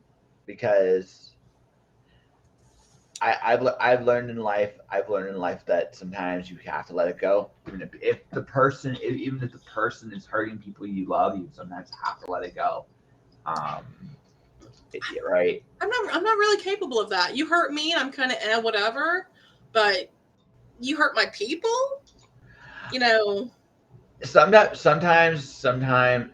I again life experience. Sometimes it's. So I know, like in my own family, there's an individual who has no problems hurting anybody, they're in my family, right? So there has no problems hurting anybody else to get what they want. It's in their nature, just who they are. Yep, and those people I just don't associate with. Oh, I don't generally associate with this person either. It's just, but one of the things is when you see it in action, right? You're kind of forced, because it's right there in front of you. You have to examine it a little bit, because you got that there's a little part of me. It's like, okay, why are you this way, right? Why are you this kind of sociopath? One of the things I realized with this particular individual is it wouldn't matter if I made them pay or not. It still wouldn't. Oh yeah. Right. So it kind of once I realized that, it was just like, so I'm not look, here's the thing. If somebody does something to those kinds of individuals, I'm not losing sleep over it. Right? Yeah. It's not like I'm going to say, "Oh, you poor person." Right? Because it's like, well, you did this and you paid for it. That's fine. You're not going to learn from it. So, I mean, in one sense, it's kind of a waste of time that you paid for it. But at the same time, I can't fault anybody that makes you pay for it either. Right. Yeah. So I just came to this realization that sometimes with certain people, it doesn't matter what you do to them. Right? Yeah. They are never. On that, I totally agree. I've had people like that in my life before too, and I don't make them pay because there's no point. Yeah, exactly. So like people like that aren't worth an iota of energy. So. Yeah. So, but I mean, I examined it in a broader perspective too, right? In a broader perspective too. I go like this: is it my job to do this? Yeah. Right. And for the most part, the answer is no. Now, the exception to that would be if I have kids someday, my kids. Yeah. I'm going to teach them the first consequences to their actions, because if otherwise they're right. Otherwise, unchecked, I'm not going to, right. But that's the only people on the planet I feel like I would be obligated to do that with. For everybody else, I realize that, okay, you're going to do what you want to do. And if I kick your head in, right? It's not going to change the fact that you're still going to do what you want to do. Right? So, I mean, again, there's setting boundaries for yourself. You got to do that. And you got to make sure those lines aren't crossed. But yeah, you know what I mean? You have to,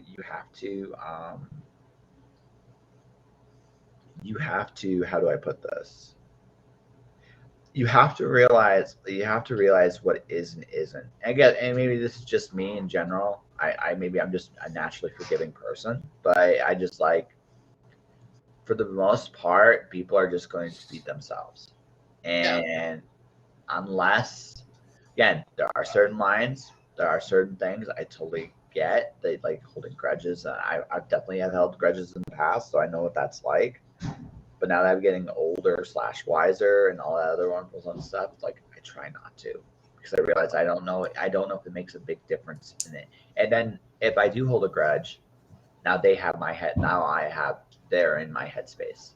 Yeah, and like, I mean, I joke, I hold grudges. Honestly, like I don't really, but like if someone hurts someone that I feel responsible for, Yeah. That's when, like, no, you need to pay. No, That payment is rarely I'm going to come over there and stomp your head into the ground. That's not something I generally do. FBI, when I know you're watching. But like sometimes the you have to pay means you're dead to me. You are dead to me. You are dead to mine. You do not. I believe in shunning. Shunning works. Like it can. You have no access to me or mine anymore. Like you're gone. That's what works most in situations like that. It how to put this? Again, it depends on the person. Yeah, well, obviously. It depends on the person, right? Oh, so. I'm sorry. Shunning works for me. Yes. Oh, cutting people off is not hard. I think as you get older, it gets easier. Oh, right? Yeah. It gets easier. Oh, yeah. It gets a lot easier because you realize it's like, well, this goes back to I only have so much time in the day and I only have so much energy. Mm-hmm. Are you worth it? Right? Are you worth this energy? Nope. You're not. Okay, and that's all there is to it, and that's the end of the story. And we all kind of get to this point when we get older that, again, there's only so much time in the day, there's only so much energy in the day, there's only so much people in the day that you can see, feel, and deal with. So the people you want to deal with are the people you actually want in your life. Yep. Yeah. And everybody else can just kind of, like I said, like I've got kiddos, I've got booblas, I've got 30 kiddos that I consider mine. They're all young adults now. Some of them have kids, so I've got grand booblas. But you fuck with any of my kiddos, like, no, things are gonna end very poorly for you. Like, because the other fun part about getting older is, you care more about who you have, a lot less about the people, you don't have. But you also start to realize that a life sentence doesn't mean as much anymore. No, don't. Yeah. So, no, it's no. I totally get it. Looks like JD is like, hells yes, let's see this. I don't know if you talk about. I don't know. It's like we're talking about revenge and what it's worth right now. So that's where our conversation went. I expect this conversation to be a lot lighter and sillier and more profane than it actually is. I have moods. I can do a lot of different things. Oh, again, I'm not. I don't want you to feel like I'm judging. Like I'm judging. Sometimes I just think I have seen your online like your online presence. Yeah, I'm usually quite silly online. Yeah. I do like being silly. Silly is something that I really enjoy. But also I realized something too. This is really, I think, our first real chance to talk long. Yeah, and we started off on a pretty heavy topic too. Yeah. So I mean, it just kind of went. It kind of went wherever it went, and like I said, I kind of let things go, and we just see where it goes. And today I got serious, Rebekah. So. See, I got serious too. Yeah. Also, I mean, let's face it. Sometimes revenge is just fun. Can be. I again, as I get older, it's not as fun, right? See, and again, there's that difference between us. Yeah. The older I'm getting, the more revenge it's more fun. Oh, causing chaos is fun. Causing chaos is fun. No, I am a fan of chaos. Yeah, no, causing chaos is fun. But I think for me, what it comes down to is revenge for me feels like they've already won. That's the thing. I feel like they've already won. Because I never pull a revenge in a way that they know it was me. I just make their life turn into hell. And then I walk off. Again, I still feel that's a loss. Yeah, no, that I see. I'm with Anita. Yeah, Anita says it's just too much work. I'm with Anita on this.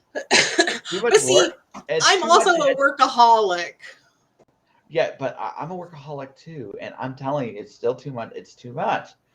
I see. Here's my argument. This is my argument. Chaos is one thing. Chaos for the sake of chaos. I totally am with you.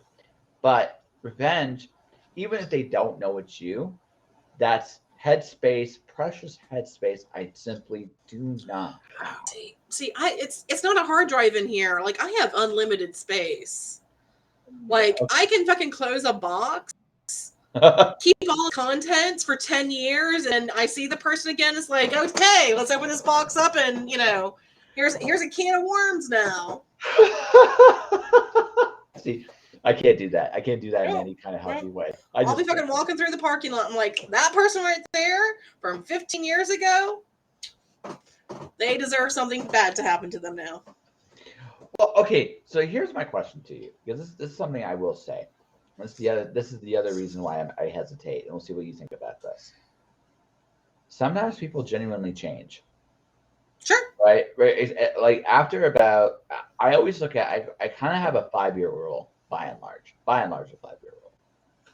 Right. And that after 5 years, there are enough differences with the person that we we could all, it's almost like starting all over again. Because if you don't know that person and those experiences of the last 5 years, and we go in different directions, that you still know the person to some extent, but they're not the same person, right? So it's almost like for me, and this is the last, like the thing is, 10, 15 years ago, it's like, is what I got really worth it? Right? Now, having said that, there are exceptions, always. There always are exceptions to this. I'm not going to argue. And the kind of hurt and kind of harm done. But at the same time, by and large, we're different people. You know what I mean? My way of thinking of that is a debt owed is a debt owed. Okay. Yeah. I'm not necessarily just because I don't spend a lot of money now at 40 doesn't mean that I don't still have to pay off that credit card I racked up when I was 20. No, and that's fair. No, that's a fair assessment. It's just like that. Like, I don't know if the revenge is. I mean, there are other ways of paying. You know what I mean? At that point. Yeah. I still count all of that as revenge, though. Oh, okay. Yeah, like revenge isn't always like big, brutal, something nasty. It's like, no, you deserve to stub your toe today. You deserve to step in a piece of gum. Okay. Yeah. I can be petty too. Yeah, I got that. Yeah. I carry grudges. I'm petty and I'm vengeful. There is a reason I named my company after the Three Furies. Okay. So which Fury are you? I'm actually the middle one, and that's the worst one. What? She is she's actually I forget her name right now. Face it, I can't pronounce it anyway. I think it's Tiffany. Tisphoне. Yeah, let me just get up. Yeah. But yeah. A lot of people like my motivation today. Wow. Oh, I don't know if I'm a Gira or Electo, but I'm betting Electo. Oh, okay, you're Electo. Okay. The one with the T is the one yeah, Avenging Murder. I know her because of a what is it? I like. Tisiphone? I don't know how to pronounce this. Anyone? Yeah, that was the one I was thinking of. Let's see, where is it?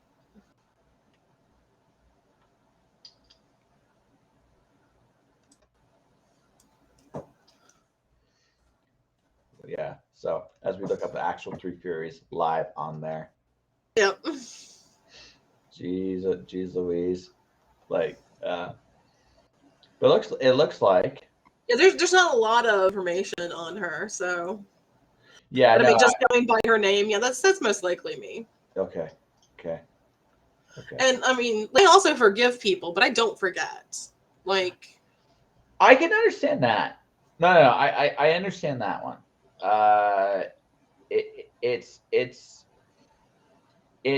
It's a boundary, and then maybe like, look, just because someone's different, and it doesn't mean they're likely to do the same thing.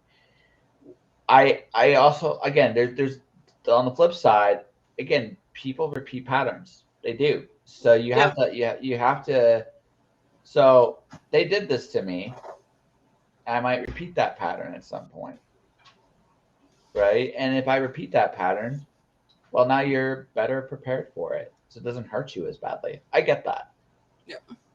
And sometimes it, like, I have seen this happen more often than not, honestly. The people who get it brought back to them later, it makes them be better people. Sometimes. Because in the back of their head, they're like, I got away with this shit for so long. And then, boom, they've no longer gotten away with it. So they're like, maybe I need to make amends. Yeah, I see. Again, it depends on the person. I think this is the thing. Like, some people, I have made mistakes with people. I'm not going to go off on this big giant story about, like, because I don't think I've been the absolute worst person in the world. But there are definitely some people I definitely have given the short end of the stick to. I can't blame them for whatever they feel about me. That all said, I'm sorry for it. Like, you know what I mean? Life happens, shit happens. I mean, I try to get along with everybody, but the truth is that's not real. It's not possible. Yeah, it's impossible. So, and I'm going to hurt people, whether I mean to or not. Sometimes you do. It's not. It's just how it works. Yeah. So I'm honest enough with myself to go, I'm not necessarily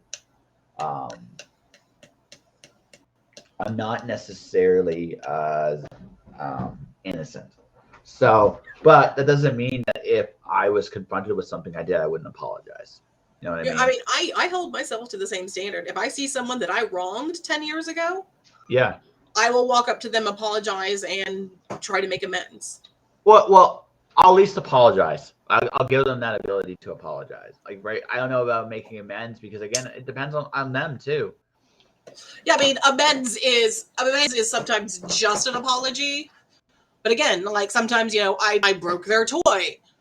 Yeah. Well, 10 years later, I still owe them something. If I owe them something, then I'm gonna own up. I'm gonna pay them off. I'm gonna make things right between us.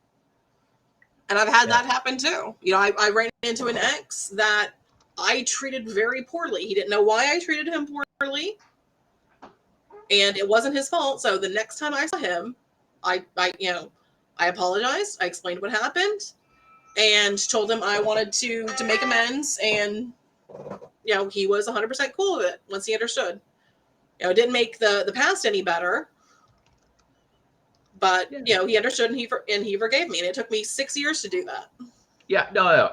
I can respect that. I think for me, like, what I realize is sometimes I think for me, the one thing about it is, I realize sometimes amends is impossible. Like, I realize how inadequate sorry as a word is sometimes. Yeah.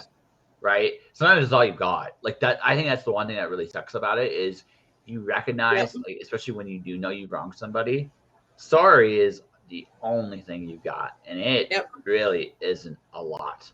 It just isn't, and you understand that. Saying sorry, apologizing, and then proving that you have become a better person since then, that is a major amend. that you've made. But the thing is, the saying sorry, meaning you're sorry, that's easy to do. The last part, sometimes there's no way to actually know for sure. Right? Yeah. There's no way. Yeah. There's really no way to know for sure. Right? It's one of those things where.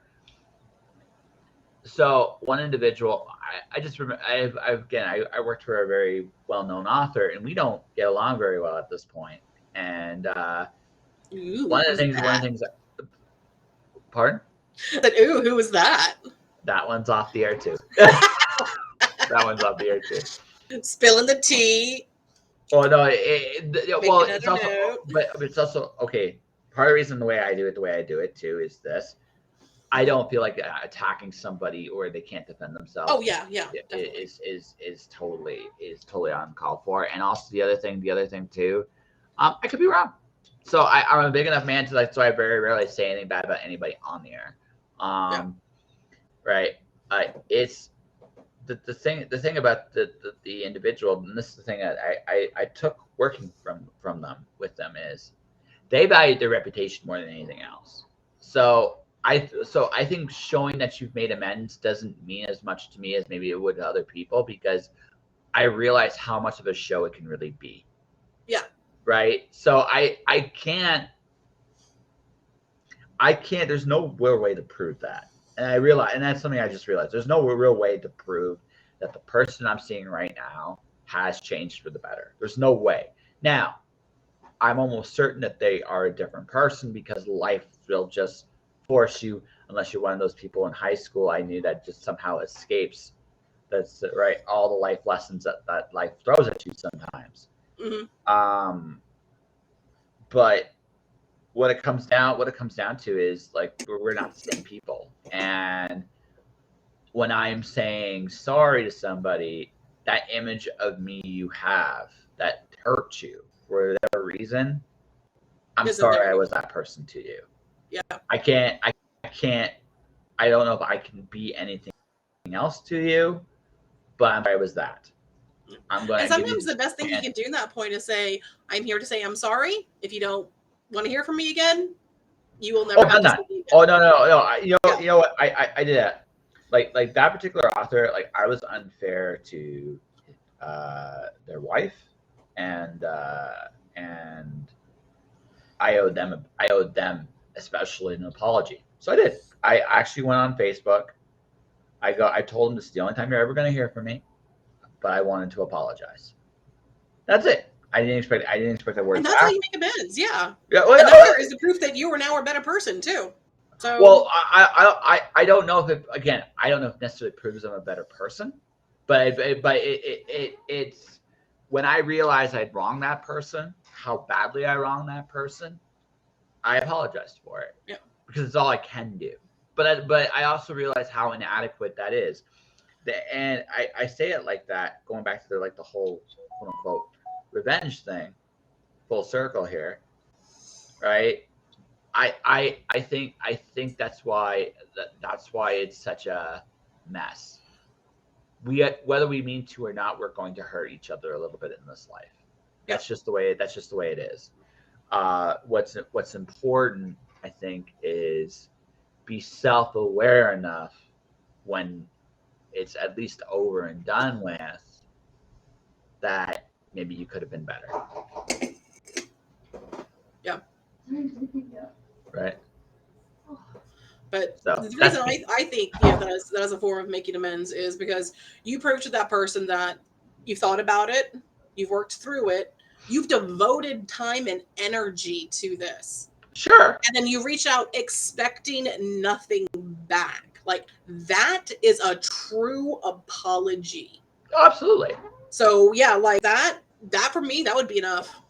Yeah, no, for most people it is. I think that just the thing is, I just say it like this, is there's no way to prove for sure that person's making amends, right? Sure. So all you can do is your best. And like I said, and one of the things I've realized in this life is that the word sorry is barely adequate, right? Yeah. At best, it's barely adequate. So I've learned this, and again, I try not to hurt anybody. I try to just live and let live. That's me very much, right? That's just me. But that's me, right? I've learned this. And it's yeah. That's kind of why I try to be. I try to let some things go too, right? Because I just realized like I've done my fair share of hurting people, even when not realizing it sometimes, right? Mm-hmm. Now sometimes I'm not sorry. You're older, you realize that sometimes I'm not sorry, but for the most part. Hey, look who just showed up. Miss J.E. Taylor. Yay! Hi, Jane. Hey, Jane. So Jane has the distinction of being able to actually make me. She has shut me up a few times on my own show. So. Yeah. Jane is also one of those people. Like we were talking about, who's the author you want to piss off, or the person who's if when she snaps, she's gonna kill everyone. We were talking about Katie. No, Jane is the one to be terrified of.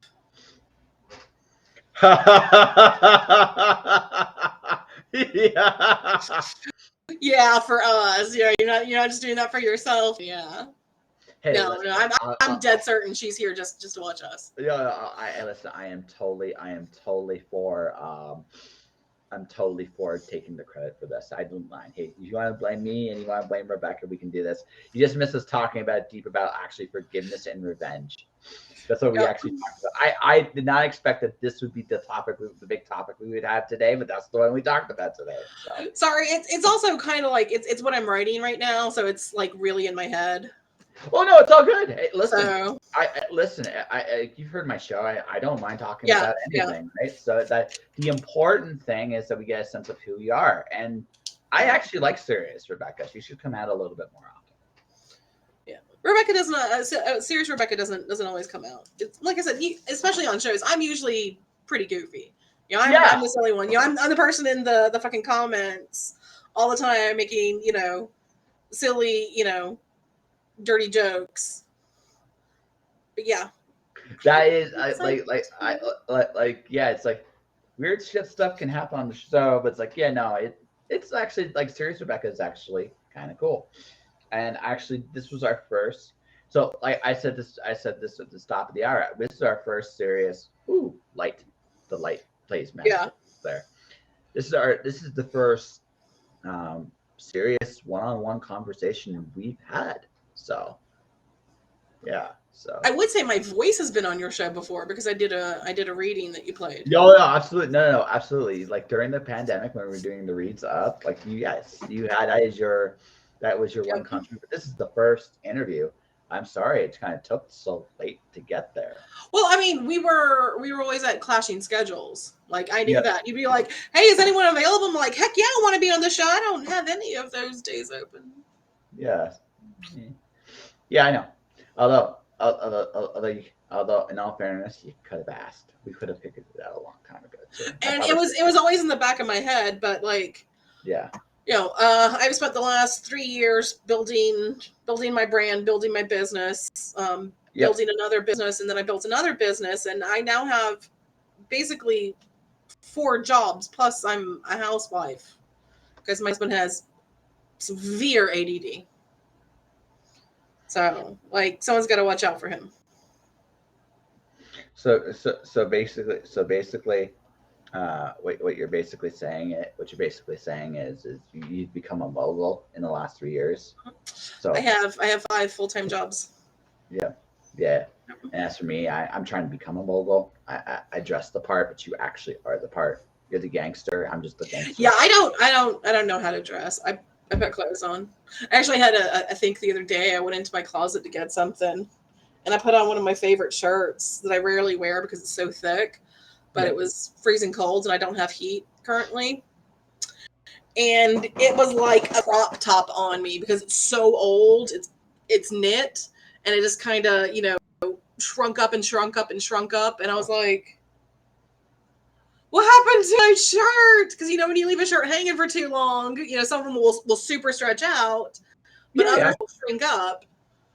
Well, and then I realized that shirt is older than my marriage. And I'm an old married lady. And I started looking around because I said that to my husband and we were laughing, and we went back in because we were still talking, and I needed to get a different shirt. And I looked up and there's one of my favorite coats up there. And I had a sudden memory of when that coat got old enough that the cuffs were worn out and no longer, had elastic cuffs on them. I was holding my first goddaughter as a newborn. Aww. And we go to the bar together now. It's all good. She's like 25. So I'm like, this coat is like 30 years old. And then I realized it's actually older than that because I got it in middle school. You're like, my God, what happened in my life? So like, that is precisely what I was thinking. I was like, where did it all go? And like, how the hell do I still have clothes that are this old? Like, most of my clothes right now are older than my kiddos. And like I said at the beginning, my kiddos are like late teen, they're young adults. All of them except one is a young adult now. But so you got the ultimate trash talk now, though, right? You don't have to. I'm keeping it forever now. Well, you got the ultimate trash talk because if a kid gets slippy with you, it's like, shit. My clothes are older than you. Yeah, I've got clothes older than you. My jacket's older than you. Yeah. Yeah. My clothes are older than you. Mm-hmm. Yeah, that is actually why I decided to keep the coat too. Yeah. Because I did go through some, again, like shirts that have like just stretched all the way out. Like you gotta get rid of there. So like I was going through my closet. I was like, no, I'm keeping some of these just so I can keep saying that shit. You trash talking your own kids. That's right. That's right. Of course I do. See, my kids live easy lives now because I have harassed them their entire childhoods. I have given them so much shit. So not a single one of them does not know how to stand up for themselves. At this particular point in the ball game, they're probably tougher than you are. No, nobody's tougher than me. Nobody's tougher than you? Yeah, just ask them. Okay, just ask them. They'll be like, no one's tougher than her. Yep. They will say that too, but like two of my kids went military, and they were like, yeah, boot camp was nothing because nobody's worse than you, Aunt Becky. I'm like, damn straight. Damn straight. So that's right, drill sergeant. Compared to her, you're a candy ass. That's just the way it is. That's right. That's right. I knew that one of them had planned on going military. So, and he went Navy, and my husband's Navy. So we drilled him for a year. Like I was on his ass nonstop because I know what they say. I know what they do. I know what happens. So I gave him hell for a year. And you know what? He excelled in everything. He's not just top of his class in everything. Like he's getting commendations. He's been singled out as so the best of his class. Every class is going to start his career at the highest possible point. Currently, he is making more than I am. Is he going to be a SEAL, or is he going to stay? No. No, he's a nuke. Okay. Mm-hmm. Yeah, I just figured. When I learned he was going nuke, I knew he had to be this tough. Mm-hmm.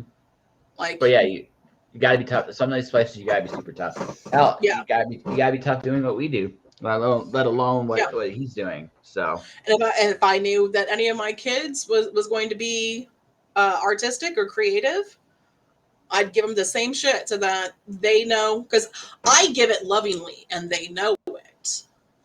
And I will tell them how to respond. I just beat them up. No, I teach them how to fight back. Well, no, because I think that's the hardest lesson as a creative to learn, is that you have to learn how to punch back. Mm-hmm. You have to. And you also have to, more importantly, you have to know when not to.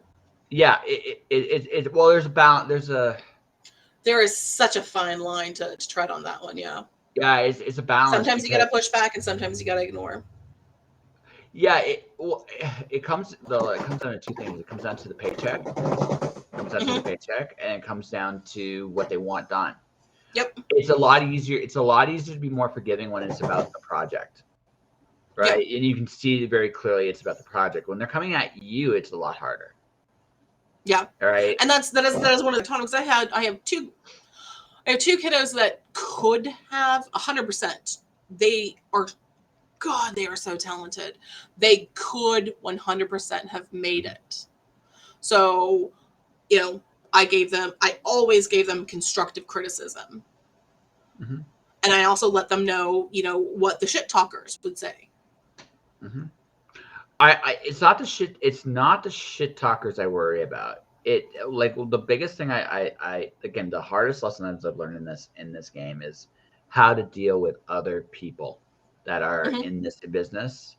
That's actually, I think, the hardest. Yeah. Because there's a lot of great people in the business, but there's a lot of shit too. So it's almost like find tribe. Yeah, Once you have your tribe, your life, your work becomes a lot easier. And when your work becomes easier, your life becomes easier. Mm-hmm. But yeah, so don't be afraid to find people. If you run into someone and you're not meshing, fine. Like, that is fine. Just let them go. No, it actually, it's the best, and actually that's probably the best advice I can give on the entire show. It's not about impressing. It doesn't matter who that person is. If you and them don't get along, don't bother. Yeah, doesn't matter. Just don't bother. Yeah, they're not for you. You're not for them. And honestly, there's a reason. And I also tell them, I was like, don't be angry at them either, because they probably feel the same way against you that you feel against them. So there's no reason to be angry or dislike or hate them. Just realize that you're incompatible. You're water and oil, and so just move on. Well, actually, I think one of the I think this is the other thing. Like, this is to that point is, I think the other thing about this that you understand is, again, almost nobody's malicious on purpose. Yeah. Almost nobody. So what needs to be understood is, again, that clash you're dealing with is that's the clash you're dealing with, right? They're not, chances are they're not taking it personal either, right? Yeah. They realize what this is, especially if they've been in the game a long enough time. They usually realize it really quick. No, it's just the more predatory side of the business. Right.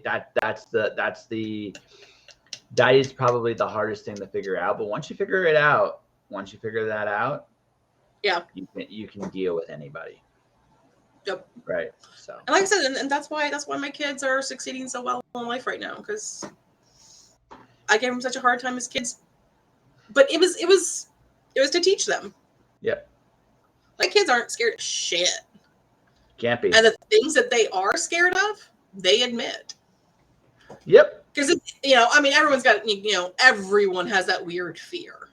Oh, sure, we all do. It's human. Like, I'm not afraid of cockroaches, but I will freak out if there's one on me. So for me, I cannot stand the way they feel. Those fucking legs. See, for me, well, I don't know if that's fear, more like that weird disgust. Yeah. Thing. No, like, there are things that scare me, but they're not the things people, like, again, those personal things we all have. That's one thing. Another thing, but yeah, no. There's, at this point in life, there's not a whole hell of a lot out there that really scares me. Just bring it. One of my kids, it's really cute. But one of my kids has a phobia of moths. It's okay. Like, I have to turn, when you know that you got company coming over, when it's dark, you turn the porch light on. Right? Yeah, moths are up. Yeah, moths. Not her. No. I make sure it's off before she shows up, because she won't even be able to reach the door. She'll just be there on the porch, trying to get past it. And I'm like, all you ever have to do is just call. Like, if you've got a phobia, don't be ashamed of that phobia. If you want to get over it one day, sure, fine, whatever. But if you just have a phobia, just find a workaround. There are workarounds for everything. Everything in life has a workaround. Oh yeah, totally. So when I go on the road, you want to hang out? Sure. You coming this way? Eventually. I mean, North Carolina? Yeah. Everybody ends up coming to North Carolina. It's actually one of the no. So I made a promise to Jane that I'd go to Maine at some point. Oh, you gotta see Jane. Oh no, I gotta see Jane. So here's the thing. I'm out west. It's gonna be like this year. This year is the. I know I'm going to be going east once this year, but I don't know if it's going to be for very long. It's good. Like this is going to be like this. That like, it might be the short trip east this year, but in 2024, I'll definitely be going a lot more wide reaching. I'm going to Vancouver, California, Texas, Colorado, for sure this year.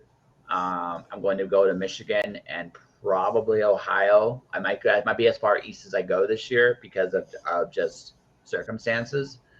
But next year, if I have contracts, put it this way, if I have contracts out east, I'll be out east a lot more. Although I'm going to try to avoid it like hell during the winter time, just because. The East Coast is funny in the winter time because everyone northeast, right? You got shit tons of snow and everyone knows how to deal with it. Southeast, if it rains, people lose their fucking minds and can't drive. No, it's like that. So I'm in Alberta, right? So right now, Alberta's right now. We just had our snow. We're back to minus. I was gonna say, didn't you guys just get a blizzard? Kind of, yeah, but that's normal. Like again, that's kind of normal for us, right? Yeah. Right, it's kind of normal for us. So tomorrow, like last night, literally, I had plans, and it started snowing like crazy, and I'm like, well, I had plans. It's not gonna stop me. I'll walk to the person's house.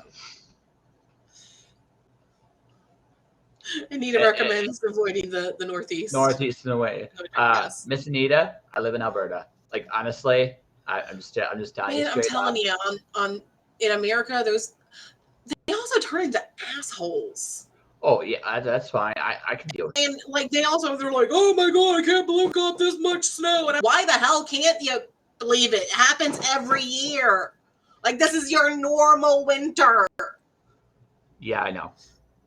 But every year it's like, oh no, this is record. No, it's not. You've got less snow than last year. Like it depends on the year. This year here we had a minus 50 week before anybody else did.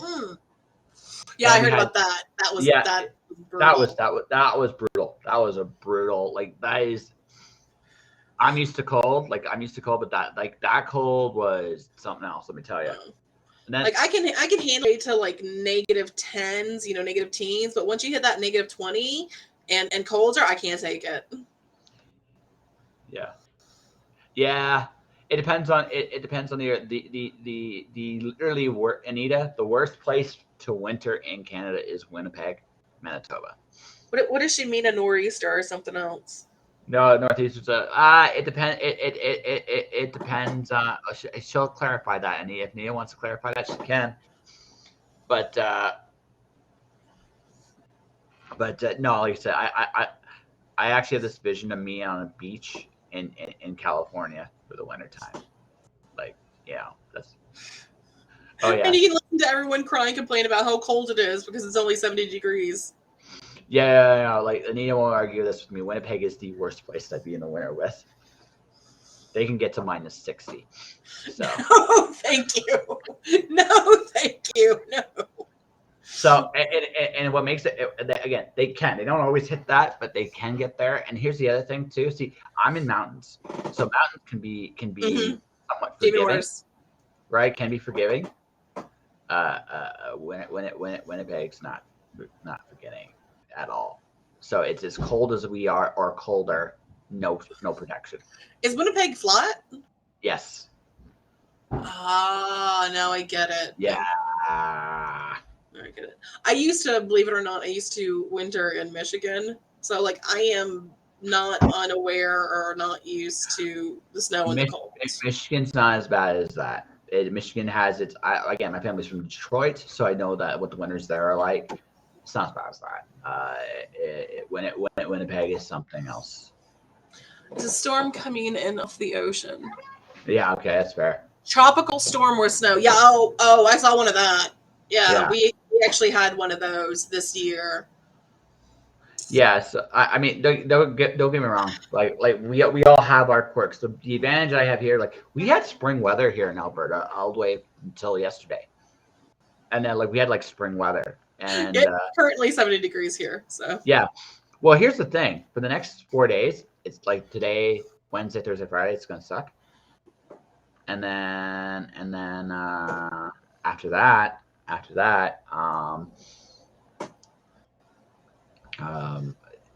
it's back to spring weather again. It goes literally back to spring weather. Yep. So North Carolina is fun like that. Like we honest to God, we only have like probably 7 weeks total where it's actually cold. And those 7 weeks can be over like 5 months. Yep. So yeah, we had the -1 yesterday ourselves, Anita. It's probably going to go to, you might get what we get in a couple days. So what we're getting right now. But yeah, no, like the winters here can be very bad or very mild. This year, actually, it's gone on the mild side, like for here. When it's gotten cold, it's been cold, but it's like we've had 2 weeks of really cold weather, and then the rest of it's been nothing. Talking, from the American side, from the Michigan area, I always hated mild winters more than the brutal winters, personally, because then it's just mud and wet and glop. Yeah, with ice all through the ground. It's the damp. That makes it really bad. And the mosquitoes won't die. Yeah. Those northern mosquitoes, they are hardy. Yeah, they have to be. It's colder up there. They will fucking find you in a snowstorm. Yeah.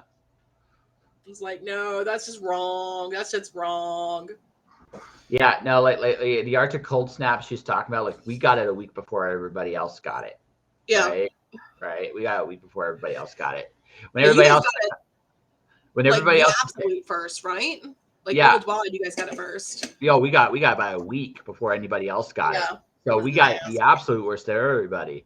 But when everybody else was complaining, I was laughing at you all because it was just like, yeah, because I'd already been through it, right? So laughing at it. And yes, I am that cruel because, again, other than Winnipeg, nobody can talk like about how cold it can get because I think the coldest I've ever actually like lived through was negative. It was in the like mid-negative 20s. -40 is not uncommon here. But I was broken down in a vehicle on the side of the road, and we were having a combo ice and snowstorm. That would suck. I used to, again, when I was working. Yeah, we nearly suffocated because we got buried. That would. So we had to keep getting up, every like 15, 20 minutes and busting an air hole out. Yep. And we were there for 6 hours before cops and paramedics showed up. Yep. It was bad, and we were on the interstate. Like that's how bad the storm was. Yeah, I believe that was in Indianapolis, but we may have been in Michigan. Yeah, Indianapolis has that same flat Winnipeg-ish kind of. Yeah. So yeah, I could totally see it. No, I used to, again, I would work in trailers, and when during the -40 weather, the trailers sometimes are colder than outside. Sometimes. Yep. Even with insulation. So I'm lifting boxes and I'm seeing icicles around me all times, right? So it's just like, so you do this for a few years, you get used to it. Yeah. So I mean, you never fully get used to it, but you become accustomed to being cold. My sinuses just hate it. I mean, that's what always gets me, because I hate wearing the muffler. Mm-hmm. Yeah, the one that covers your nose and mouth, because that's literally it's the only way you're gonna survive. Yeah. Yeah, not have one as always. Yeah. Yeah. It's like, no, I can't. No, fair enough. I mean, maybe I can, but I really don't want to. That's the thing. That's like I said. I'm going to try to winter in a very nice weather during the winter. That's kind of the plan. And work. Just remember, it has to be SoCal, not NorCal. Oh, I know. I do. Otherwise, NorCal, it rains a lot. So does it still rain a lot in the winter? Not necessarily SoCal. NorCal, like up in the Northern California, Washington, Vancouver region, it's all rainforest, so it just snows. It doesn't snow; it just rains a lot. That's what I was like. I knew they'd snow, but that sounds really sucky. Yeah. But anyway, now that you're there, Miss Rebekah, we do have to call it a day at some point here, so I'm going to call it now. 2 hours. Okay. 2 hours. Hey, we went 2 hours. I think that's a good. And Anita's been with us this whole time too. Like Anita's a trooper. Yeah. Anita's been here. I'm assuming JD stopped by for a minute. So like we got some traction. Yeah, JD really likes doing his drive-bys. Yes, he does. Hearing two people talk about revenge and forgiveness in really crappy cold weather. He's like, what the hell did I get into? Right. So. But it's like, yeah, Rebekah on. I expected to be all curse words and sexual innuendo. Yeah, maybe next time. Maybe next time. Next time it'd be probably in person. It'll probably be in person if there's. That'll be fun. Yeah, it'll be fun. Yeah, we'll have to find a smoking section or do it outside. Everyone knows in his scene I chain smoke. Yeah. No, fair enough. We'll do it outside. That way you can smoke, and then right. And we'll do something silly and fun while there. Yes. I'm gonna celebrate the wrath of the universe. That is a opening line if I've ever heard one, Anita. Right.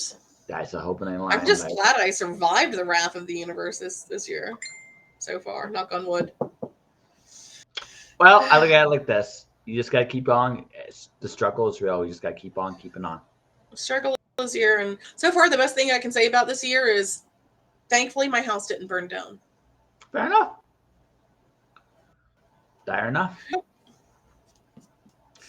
And I'm just trying to make my dreams come true. That's what I'm trying to do. So on that note, what do you want to promote? Like I said, I got nothing coming out this year, but do keep an eye out because I will be I'll be looking for beta readers. So if you like erotica or non-erotic, non-sexual even, well, mostly non-sexual, rewrites of ancient fae stories, hit me up. I have a readers group. It's Becca's Books. You can find me on Facebook. Come hang out, talk, and I've got all kinds of fun stories there. So, but in my fae series, I mix American urban legend with ancient mythology from across the world. Gotcha. Yep. Gotcha. I've got Bastet and Odin in my next book. Nice. So, where can people find you specifically? You can find me at threefuriouspress.com.